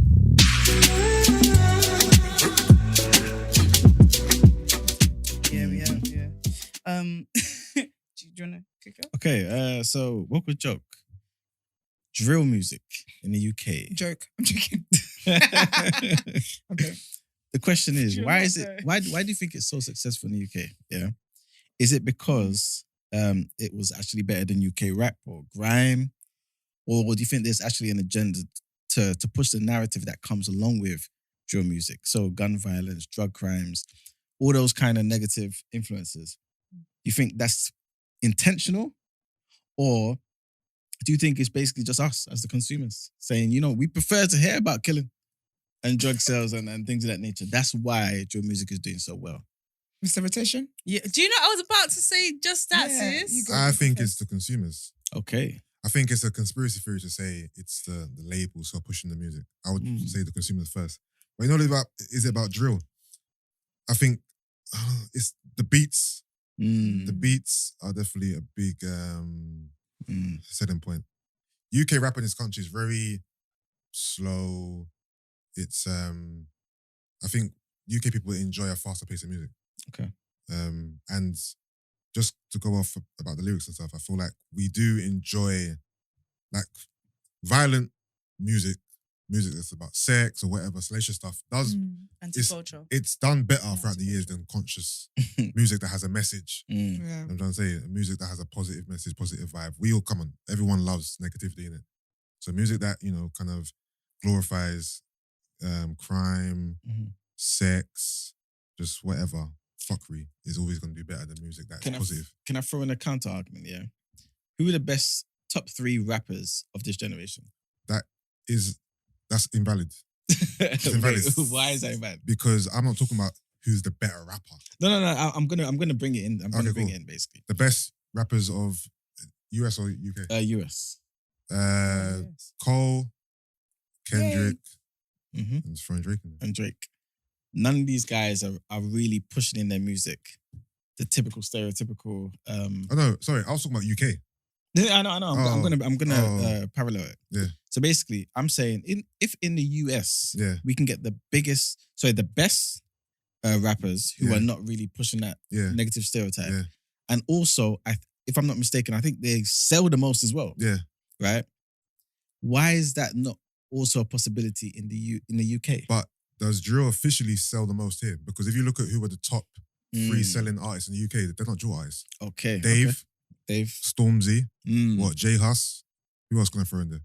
Mm. I would say they're in the top 5. They ain't drill artists. Cool. Good point. If you want to go, who's the best selling drill artist? You got Digger, Tion. but Digger and Tion aren't as big as Dave, Stormzy, and J Hus, in my opinion. So you think there is no real conspiracy? It is just the market. This is just what the people want. I think pretty what much. people want, because because even when you see like they put out, I feel like with drill artists, or even normal artists, not normal, but non-drill artists that have done drill tunes, because of the reception they receive, you see them then doing more drill. It's almost like if you want a number one, you want a quick success, not quick success, but you want success, guaranteed success. That's it. Yeah. Do a drill tune kind of thing. Yeah, even if you look at look at Ardy, I don't think they do like mainly drill either. Yeah, so I think it's a sprinkler drill. Yeah, I don't. Who are the most prominent drill artists in the country? You've got Digger, you've got Unknown T, Tion. Who else is there? K-Trap. These guys are successful, but they're kind of more seen as underground artists still. Okay, yeah. I'm trying to say they're mainstream, but there's like a exactly. There's a divide. Yeah. There's a divide still, isn't it? And I think the drill artists they're popping on the underground scene, popping on the internet, popping on the streets, but mainstream wise, they're not as big as the Daves and the Storms and that. So I don't think the point of drill is. I think the appeal of drill as well is, when you were growing up here, there's something. So for me, it would have been like Channel U, whatever. There's something you have to like be abreast of because that's the conversation that's going to be happening. It's a relevant conversation. Drill is the relevant conversation. If you don't know who the latest drill artist is, it's telling of your generation. It's telling of your age. And I think for the younger people, then what appeals to them isn't something that's mainstream, but it's something that's relevant. Like if an artist drops something and there's information in it, all the people in that support that music should know about that. If you don't know about that, you're not about it. Do you know what I mean? I think it's almost like I don't know how to describe it. It's like a show of relevance. I feel like that's what drill has right now. Do you know what I mean? And so I think that it's something that if you're of that age group, you have to stay in tune with to know kind of what's going on to a degree. And I think that's what kind of keeps it alive. I do agree, consumers are first because all the people in the music execs, they follow money. They follow, whatever's popular. And then once they feel like this is the formula, they're going to keep pushing that and then it becomes a cycle. Yeah. If we were a little bit more diverse with our taste, we would get diverse options, innit? But we're not. Yeah, the record labels only push what the consumers demand. Yeah. If we're demanding the drill, they're pushing the drill more. Well, I think that's what they do at the beginning. Then they start to create a cycle where they continue to feed us it. Like I'm still very much in tune with the conspiracy. I feel like we fuck with. Of course, we love things that are salacious. We love things that are naughty. Is demonstrated in our choice in movies. Do you know what I mean? Our choice in fashion. We like things that are anti whatever the generation before is, right? Or anti the rules. Calm. So we hear Digger drop something and we're like, oh, we fuck with this person. Calm. Then what happens is that you start to see bare diggers. You're gonna see tons because they're like, okay, this is the formula right now, and then they keep feeding us that. So even if there was somebody else on their roster that wasn't a digger, that was even Western, because Western are one of their voice, they couldn't. I don't know how to describe it. I just feel like they feed us what we show that we like, and then that stops us from liking other stuff because that's all that they feed us with. There'll be 4 different versions of digger. Okay, so you don't think they're feeding us a particular sound or certain types of lyrics because they want to kind of push an agenda? You think it's more so we want this, so that's why it's more economic thing rather than an agenda of like violence. Okay, question then, because UK rap music is the same content as drill, so why didn't they push rap? I'm just saying the conspiracy. Grime as well. Grime isn't as violent. Yeah, but grime it was coined grime for a reason, right? Yeah. That wasn't really pushed by mainstream media either. Would you say UK rap was just as violent as drill music? Drill is more violent, yeah. But rap music, the essence of rap music is the struggle. Yes. Is it more violent because of the lyrics? It is crime. It is, and yeah. But I think like drill is delivered in a much more aggressive, in your face, like ching ching ching. It's so aggressive. When you think about where drill kind of the earlier days of drill, it was literally storytelling of I stabbed this person because they stabbed. Like it literally was a news report. It was I won't say TDA, but it was a news report, of what had happened in the roads. That's what I'm saying. No, legit. So if you want to be close to the roads or seem associated with it, it was like saying that you'll read the same newspaper. Yeah. Do you know what I mean? So if you're not reading all the same, you're not part of this. Do you know what I'm saying? And I feel like that was a currency amongst young people. Yeah. The fact that people have been able to water it down, mix it, change the words, and make it something that mainstream can kind of entertain. It means I feel like there's even different extents of drill. You know how bare things on the spectrum now. Yeah. I think drill's on the spectrum. You have drill here that is basically a confession, Yeah. and then you have drill where like Tion Wayne drill where you Yeah, can enjoy like the it. more dancey one. More dancey Like drill. if you listen to like Lowski or Digger, they're always detailing their escapades, but they bleep out the names of the people that are involved in it. And it's like these guys are just snitching themselves. That's scary. Yeah. Yeah. And I think what like other like previous forms of rap do is that they still shy. They're still shy for themselves. Like, I don't know, like I'm sure that there is some telling on yourself and all of that, or suggesting certain things, because I know people have been in trouble for that before anyway. But the way that drill really is a storytelling kind of forum. And and I think people are gonna, of course, if someone's detailing something that's salacious, we see how videos of people getting shot, stabbed, or stolen from gets shared around social media. Yeah. So if there's a song that's doing that and it's from your favorite artist about another artist or another person or another gang, you're gonna listen to that. Fuck the beat, fuck the bars to be part of it. Do you know what I mean? And so I think that is the way in which it's a currency, I feel like, for that generation, honestly. Okay. And then obviously the labels will ride that to the coins. Yeah. But also, I don't feel drill has to be that violent. Yeah. If you look at the most successful drill songs of the past couple of years, it's mainly Russ and Tion Wayne songs. They've done the best. Yeah. And those songs aren't violent. Cool. Yeah. I mean, so I think with drill, I think the music speaks more than the lyrics because those two have showed that. Because the beat is going to make you move. Yeah. So you lot are pretty much saying it's a joke. The conspiracy behind it is more a joke. I think there's other ways in which the white man tries to hold us down. I think but this is not one of them. Yeah, I think this ain't the one there. Yeah, I think they got other stuff, you know, like institutional racism. Do you know what I mean? Like they got other That's things Petrol. that they like to really kick out there when they're feeling giddy. But this one, I think, is something that we feed into. Okay. Yeah, and I think So this great. conspiracy would only be true if at drill's inception, it was the label's idea. As opposed to them just, you know, coming across Backing it. drill artists and backing them and pushing them because that's what we want. If it was, just say the first ever drill artist was a industry plant, then yeah, I could say this is a conspiracy. I would like to Okay, meet cool. an industry plant as well. I would like one of you to disclose that you were once an industry We need plant. to get Jack Harlow on here then, don't we? Is that what you're on? That's what I've heard. That's what But the thing That's is, how you're on drill. but is I didn't say there anything wrong with an industry plant? To me, it's just a business decision. Mm. Like, you know, as a label. Not dark, negative. What, so Yusuf wait, in is the building stream again. that fake? Like, No, what's the no, industry? no. As in, well, this is my definition of industry plant. I might be wrong. So, as a label, an A&R, whatever, you know what's going to sell, innit? Rather than go into maybe Find look for organic talent, talent. I'm going to go and create talent. my They do own that in artist K-pop from a lot. Heck, scratch. I wish someone make And me an industry I'm going to plant. sign that artist and we're going to put, Can you sing? we're going to pump money No. and marketing and everything behind this artist. We're going to put this artist on the best platform. It's just offensive though, a little on the, bit. you know what I mean? I can be on one.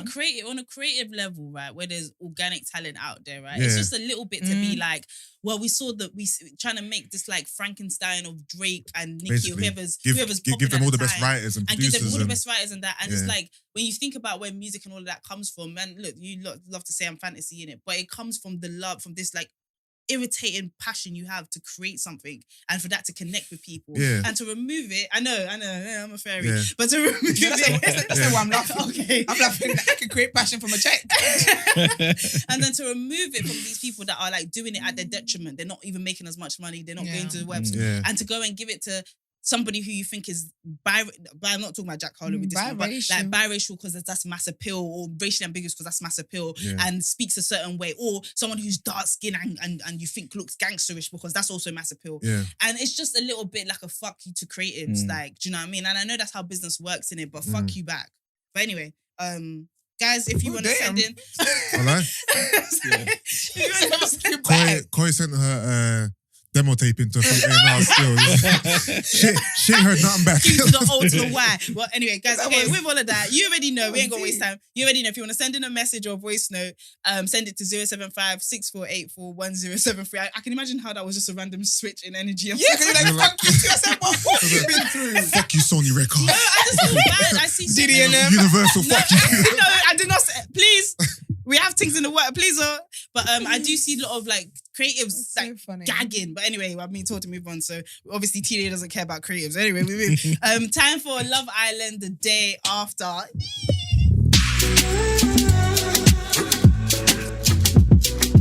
Yo, welcome to Love Island the day after. Everyone's got a bit too much clothes on, but we'll work towards bikinis. Guys, yesterday's episode, I'm gonna start really quickly. It was boring. It was boring. great. You watched it. I watched it. I watched it at 5 a.m. this morning. Okay. Yeah, I watched so it it's too. fresh in my It memory. wasn't giving. Yeah, it was. For everyone, I do believe that Love Island is usually boring at the beginning anyway, but I don't know why they haven't fixed that yet. Yeah. Like, fix it. Start off with Casa Amor. But the biggest thing that happened was a case of dirty macking. Oh, Let's talk Do about you guys that. know what Yeah. dirty macking is? Do you know what's pathetic? What? He should have sat in it. Yeah. He should have sat in it. This Man I'm sorry from cowards. the beginning Yeah, of my okay. from the bottom of my heart. So Oh. let's break it down to anyone who didn't watch it. Yeah? So Andrew, I guess at the beginning he wasn't even feeling Tasha like that, but I guess eventually after 2 days you start to feel possessive anyway, and he can see that Luca and Tasha are feeling type of way because Tasha's for the birds. She's out here catching wings and doing all her things. Yeah.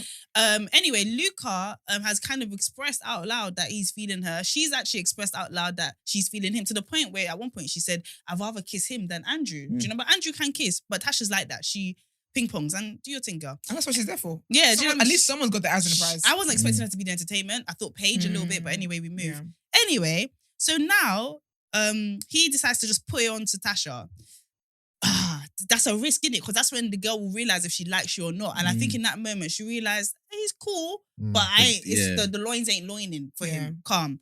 But she was also felt a bit suspicious because she was like, he did that in front of everyone. Yeah. Do you know what I mean? And I don't. And then that's when she realized I don't want Luca to think that I'm stuck in this, that I love this I hate situation. that he did that. That he ruined her market. He didn't though. Because boom, this is a small house. There's only 10 people to talk to. Yeah, I guess. So Luca and Tasha caught up. So anyway, so what's her name? Tasha said to him, no, Andrew said to Tasha, so, oh yeah, he said he has a top 3. Then Tasha was like to him, am I in Luca's top 3? And Andrew said no. He's a liar. But do you know what? According to these white men, there's only 3 top women in that house. No, but the thing is though, like, Go ahead. Go on. why? When I heard that, so obviously he's just trying to get with her. Like, why would you take that as gospel?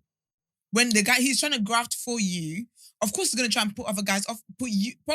Not only put other guys off you, but put you off other guys. Because I feel like in his head it was gonna go like he said that she's thinking, do you know what, crap? I might as well just put all my eggs in one basket and just be with Andrew then.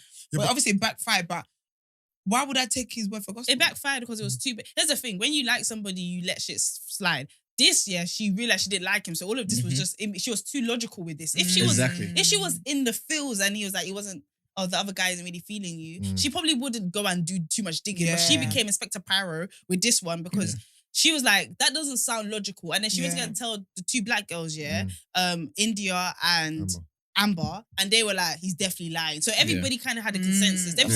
Everybody was too awake and sober. There was no love in the room, innit? Calm. So she now goes and tells Luca. Luca is now irritated. He's like, bro, like, we're meant to be kind of like boys. Here's where Andrew made mistake number 2. Because mistake number 1 was probably lying in the first place. He didn't Also, really say he that. volunteered the information. No one asked him. Yeah, exactly. But that showed his insecurity. And what we're seeing is a lot of the boys' different insecurities and how they play out, to be fair. Yeah. But boom, he now goes and sits down with Luca and he says, he said, listen, more important to me than anything is our friendship. Really? It's 2 You're in Love Island days. and it's been 2 business days and this is what's Innit? important to you. And what was it? It was how apologetic, like, sorry. Exactly. Sorry, I fucked up. I can't imagine why I would say it just came out, but I didn't mean it. It in just the moment. It was in the I moment. didn't mean to- And Luca's there, and Luca's throwing hella shade. Well, like, obviously, I think you just said it because you thought it wouldn't really get. Like, Luca looks so cool right now, and Andrew just looks rattled Like a pleb. to the chromosomes, Like a pleb. and it just made him unattractive to his girl. And now Tasha went to him and said, "What did she say?" She said, "I think we should slow down." Oh, I said. Yep. I didn't hear that. She said, That's "I think good. we should slow down." That's what you get for being a hater. To know you. I don't think Yeah, I think he was being a hater. That's 100%. embarrassing. That's embarrassing. It's embarrassing. He's been a hater. It's embarrassing. Haters don't prosper, man. And it made him look like it made him unpopular to everybody. Like, Oh, because now you're the chatty patty. not to the house, but I think to the public. I think we watched it. But I think even the house thing, because now you're talking people's business. Oh yeah, it was and so nothing awkward. worse than a guy who talks too much. It was so awkward when Tasha walked to him and she was like, "Can we go and have a chat?" Because he knew he was about to get in trouble, and he was like, "I don't want to make you feel like you're not worthy," because that's how Luca spun it. Luca was like, "I just don't think you should ever fuck with a girl's emotions." You that forgot sex position number one with girl number one. Now Luca's in the win. Guys, and then Luca, can I just say what Luca did that I thought was really insensitive? Speaking to Paige about Tasha was very, very rude. Yeah, I'm thinking, why You know what? And that's what he doesn't rate Paige. He's been too He doesn't open with rate how he her. feels. No, he doesn't like her. He doesn't Hold some like cards Paige. close to your chest, big man. No, it's not that he doesn't like Paige. No, he's horny. He's just horny. sexually attracted because from the first conversation they've been having, it's all to do sex. He just wants, he will get personal clarity and realize, you know what, actually, it's not that deep. He just likes her physically. It's just lust. Who, Paige or Tasha? Page. No, As in Paige. Luca just likes Paige lustfully. And she's more than It's that. nothing. And she's so beautiful. She's so much my more than favorite. that. Nah, if she warmed me up, because you know what, when she went back to the room and she had bare sunburn, she needs to start wearing SPF and them things there. But she went into the confession room, whatever, and she was like, "He's really spinning my head. No, sis, he's not rating you." Because he will go on there and be like, "Yeah, he's talking to her about another girl who he's not even in a relationship, in a thing with." Do you know what I mean? Like, my brother, speak to Dammy. Dammy's available. Like, what are you doing? I want Paige to move on quickly before she But gets we need left. a new. But I think Paige she's going to become a fan favorite because something about her is really likable. I don't know, with the two girls coming in, she might be left because someone's leaving this week. But that's my thing. I say, can people not see? Because Liam, can we talk about Liam and him calling Gemma girlfriend material? Do we want to talk about that? Liam he's pussy without the pussy. I don't understand. It's been Liam is embarrassing. He's horsewhipped.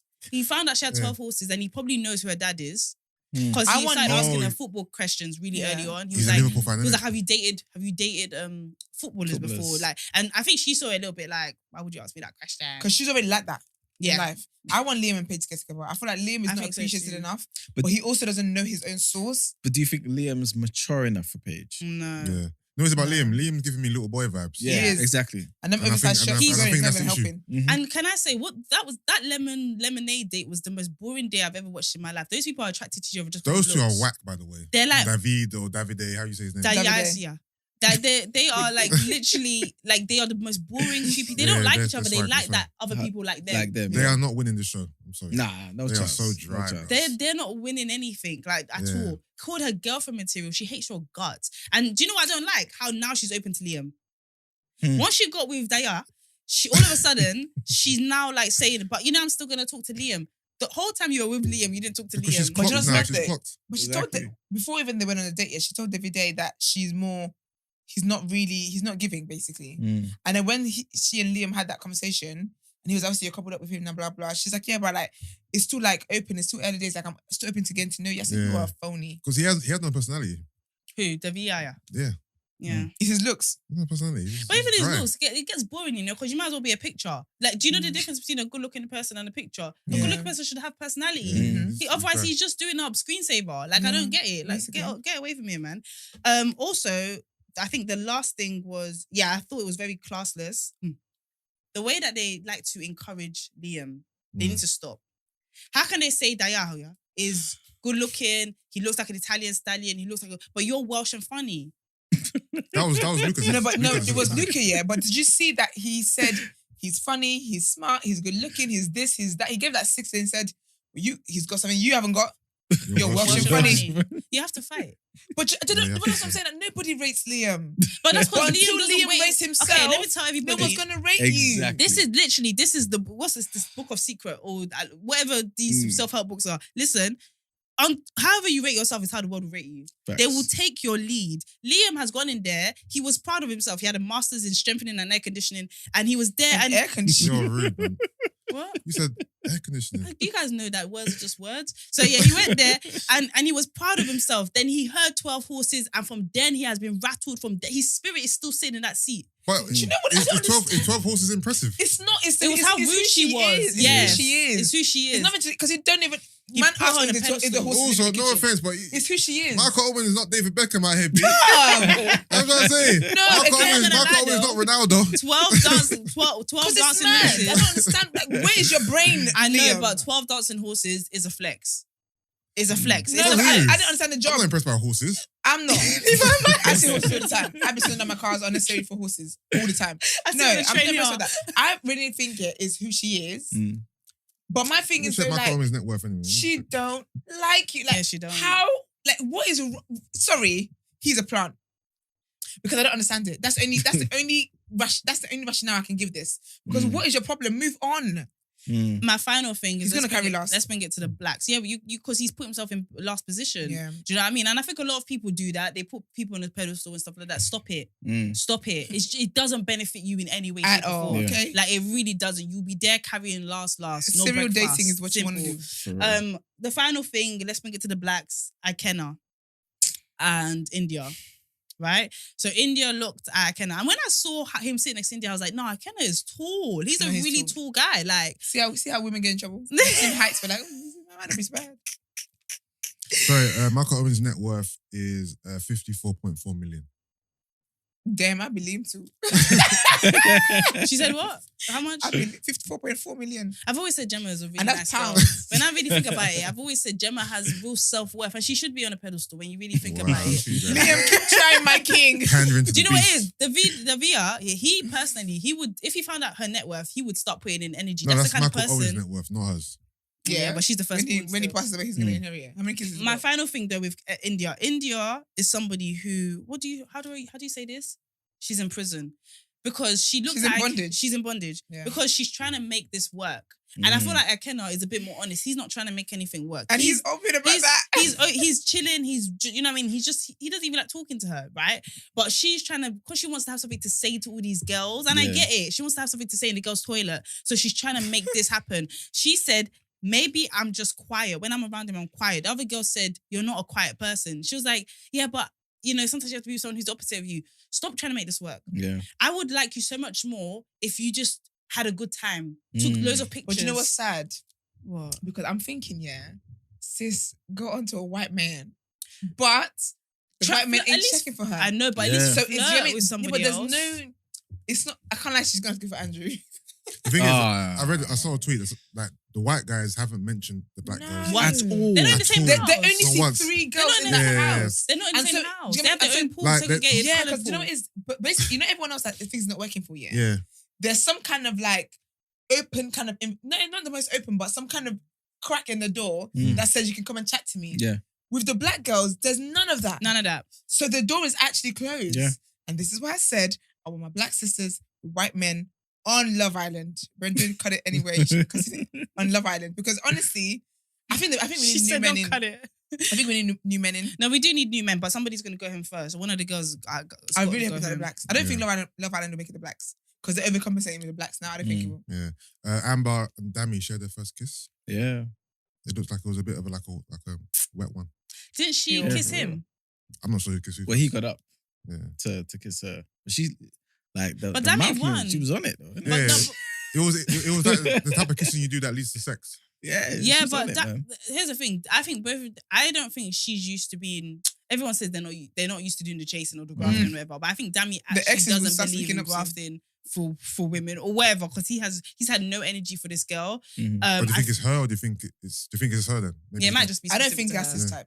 Because again, I can't shake from my head the disappointment on that man's face when he got told that the public said he should be coupled up with Amber. He looked disgusted. Not that at her, but just annoyed because thinking that's not what I was going to go with. Yeah, and also, I think he immediately felt the weight of the agenda on his shoulders, like both of them. Like for the 2 black people to be paired up with the 2 black people, I would have preferred Love Island because I know you're listening. Go back to the original thing. Let's have that last person that doesn't get picked, please. Like, let's just go back to that. Do you know what as well? Maybe Love Island they wanted to frustrate us into telling them to do it back to what they used to. No, but I never told them to stop that.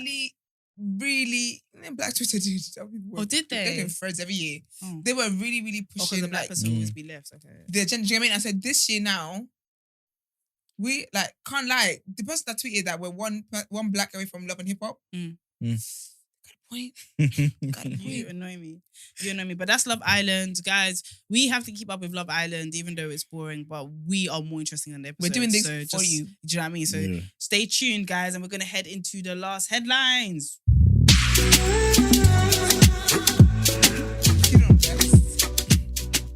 right, guys. I didn't want to have to, but it seems to be even more niceness from Johnny Depp. You know what I mean? So basically, Johnny Depp's attorneys have appeared on multiple shows on Wednesday morning to address Amber Heard's claims that the trial was unfair. Ms. Vasquez and Mr. Chu appeared on Today, Good Morning America, and then on the Law and Crime Network, which covered the trial without interruption.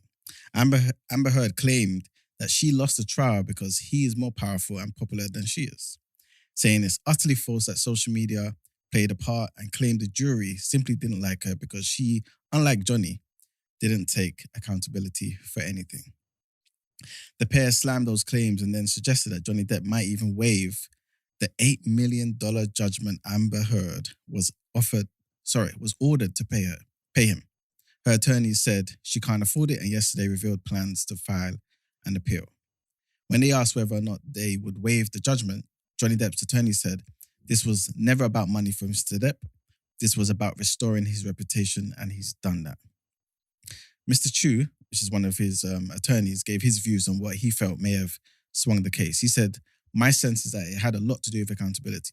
Johnny owned his issues. He was very candid about his alcohol and drug issues. He was candid about some unfortunate text that he wrote. And I think it was a sharp contrast to Miss Heard, who didn't see him, or at least the jury may have perceived that she didn't take accountability for anything. She had an answer for everything." He added there was a real contrast. Johnny took ownership of a lot of things, and I think that made a difference. So yeah, that's it, really. Johnny Depp and Amber Heard. Yeah, man, he's considering waiving $8 million. Yeah, that's just crazy. Actually, after all she did. But to me, I just feel like that shows that, again, you know what I mean? Like, he really just wanted to defend himself and get back to work, you know what I'm saying? And just not have this stigma on him. Yeah. You know what I'm saying? Because if it was the other way around, I really don't see any woman doing that for a man. Saying, you know what? I'm just going to allow you to not, have to pay me that $8 million. I don't see it happening. I will disagree with that. Okay. Not to talk too much on it, but I think even in normal life, a lot of women don't do things to protect men. So, a lot of women inconvenience themselves for men in normal life. Okay. Yeah. So they do things to protect the men. To protect men and for men. Okay, cool. Like for men. Like women's existence has been socialized to believe that we're literally here for men. Even when you think of like a woman, like a family situation where a woman has got an amazing career and she gives birth, she's more likely to sit at home and give up her career for a man. So that's her giving money. So I just think, but all the best to I think you're right. But in the situation, I think where she feels hard done by, I mean. Yeah. You know what I mean? And it's kind of like out for revenge. After the court case, she's not letting that man off. That's basically what I mean. But yeah. I personally wouldn't. You will pay me every dime. There you go. No, that's what I'm saying. I agree. That's and what I'm saying. if you died, I will take it from your estate. This is I exactly will what I'm get saying. that money off you There somehow. you go. So yeah, that's it for the headlines. All right, well, guys, let's head into Done Out Here.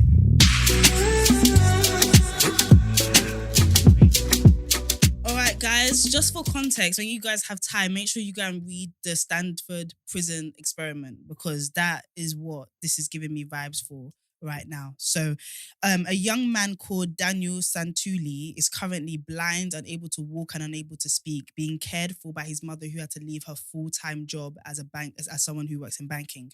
The reason why is because when she sent him to school to be able to participate in the community of school, get an education, to absolute plonkers and horrible people, right? And I'm just going to get their full names, forgive me, because I want to make sure that we are fully aware of who these horrible people are. Samuel Gandhi and Alec Wetzler. So in America, we are very aware of fraternities, right? And we also, have you guys heard of the term hazing? Mm-hmm. Yes. So hazing is when, in order to join a fraternity, you go through a lot of unpleasurable experiences to kind of prove that you are a man of soul and you can join their fraternity and become one of their pledges, right? Well, graduate from being their pledge into being part of the fraternity. Well, this guy was he had an older brother or father, by the way, called who was the Wetzler guy, who was meant to take care of him. Instead, they made him drink a whole bottle of vodka through a beer pong. And for people that forget this, alcohol is poison, but we can take it in small amounts and that gives us a little bit of a vibe. But you take too much of it and it can lead to you being poisoned, right? Which means that this guy, that's what happened to him, and now he's blind and is also unable to walk, and very unlikely that he will get better. These idiots fueled, along with 22 other people who I believe the parents have gone to go and sue, fueled a room full of young, impressionable, 19-year-olds who wanted to be part of their community with cocaine, weed, and alcohol. So much so that when Wetzler texted somebody to say, my son is dead, because he laid there unresponsive with blue lips. And then somebody said, what happened? He said, I don't know, I've left him. That's why these two individuals will forever be... Wait, someone said, who attacked? So the Wetzler, his pledge father, the person who was the person that told him to do all these things, I was meant to be looking out for him, text somebody to say my son is dead, because after they made him drink a whole bottle of vodka, he was passed out with blue lips. They didn't take him immediately. They didn't call 999 immediately. They actually, to protect themselves, took him in somebody else's car, one of the other pledges' car, to ICU and left him there for his mother to deal with it. His mother and father have tried to sue all 22 people that were there, but are now kind of focusing in on the two people that were responsible. One for providing alcohol to a minor, because I believe he shouldn't have been drinking. 21 in America. Right. And then the other one, I believe he's in trouble for, let me just get it right, because we like to make sure that people go to prison for the right thing. Yeah, so I'm not sure what the other one, I can't remember, I can't see what he's in trouble for, but he's definitely in trouble as well. Ultimately, let's jump into my done out here. So you two individuals who are responsible for taking care of this guy, making him feel like part of a community, instead you took your authority and used it to flog him, make him feel small, make him buy things for you with his own money, make him run your errands, and treat him like it was absolutely nothing. And those are the last active thoughts he has before experiencing this horrible thing. You are a terrible, terrible person. I hope your name is on every local newspaper. I hope every girl you try to lips shouts his name in your face instead. I hope every time you go into a bar, they remind you exactly what you've done, because this is something that has scarred this young man, 19 years old, for your life to essentially end at 19 because of somebody else's ego is the most disgusting thing in the world. Everyone always says with a lot of power comes a lot of responsibility. You should not have been given this power, and you definitely didn't. You failed at your responsibility. So hopefully you get kicked out of your university. Definitely will. I don't know, because I've got 22 ones as well. They're not allowed back on campus now. Yes, so I hope people see you guys for what you are, which is bullies that probably went through this yourself and decided it was normal rather than standing up against it. You're disgusting, and I hope that this guilt sits on your chest. I really, really hope it sits on your chest and you have to live with it. And I really hope that boy recovers. You guys are absolutely done out here. In fact, you shouldn't have even been let in here. You should have stayed outside in the garden, chained to a pole. Nasty dogs. I'm done. You're done out here. The end. Oh, yeah.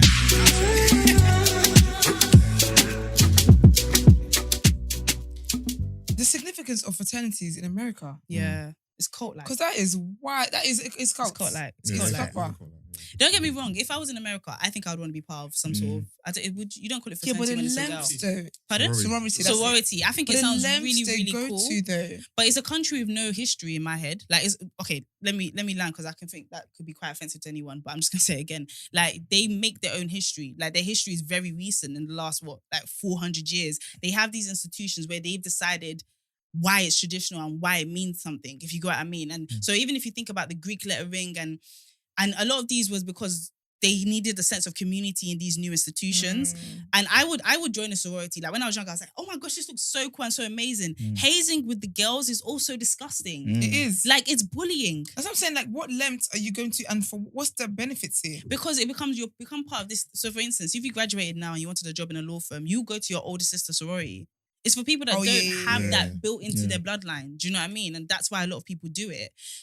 It's disgusting. It's really, really horrible. Can you imagine someone telling you to drink your own piss, or spanking you, or telling you to take down your clothes? And I know that happens a lot actually in this country with sports communities, like rugby and football and stuff like that. But whoa, it's not that deep. Don't play the sport. Don't play the sport. But yeah, and this is not the first of it. So I think the judge said that this is one of the worst ones, but I've heard horrible stories that are very similar to this, include even results in death. So yeah, I hope the mum gets justice. I hope they get dealt with, and I hope the school changes their attitude towards fraternities as well, because you can't just let this shit run. Anyway, guys, if you have any more thoughts on this, or if you have any comments, make sure you leave it in the comment section. We appreciate you for tuning in. This is one of them episodes I feel like where we gave you guys so much. So please be vocal, speak back to us. Shout out to all the hosts. You lot killed it. Y'all look good. Summary and that.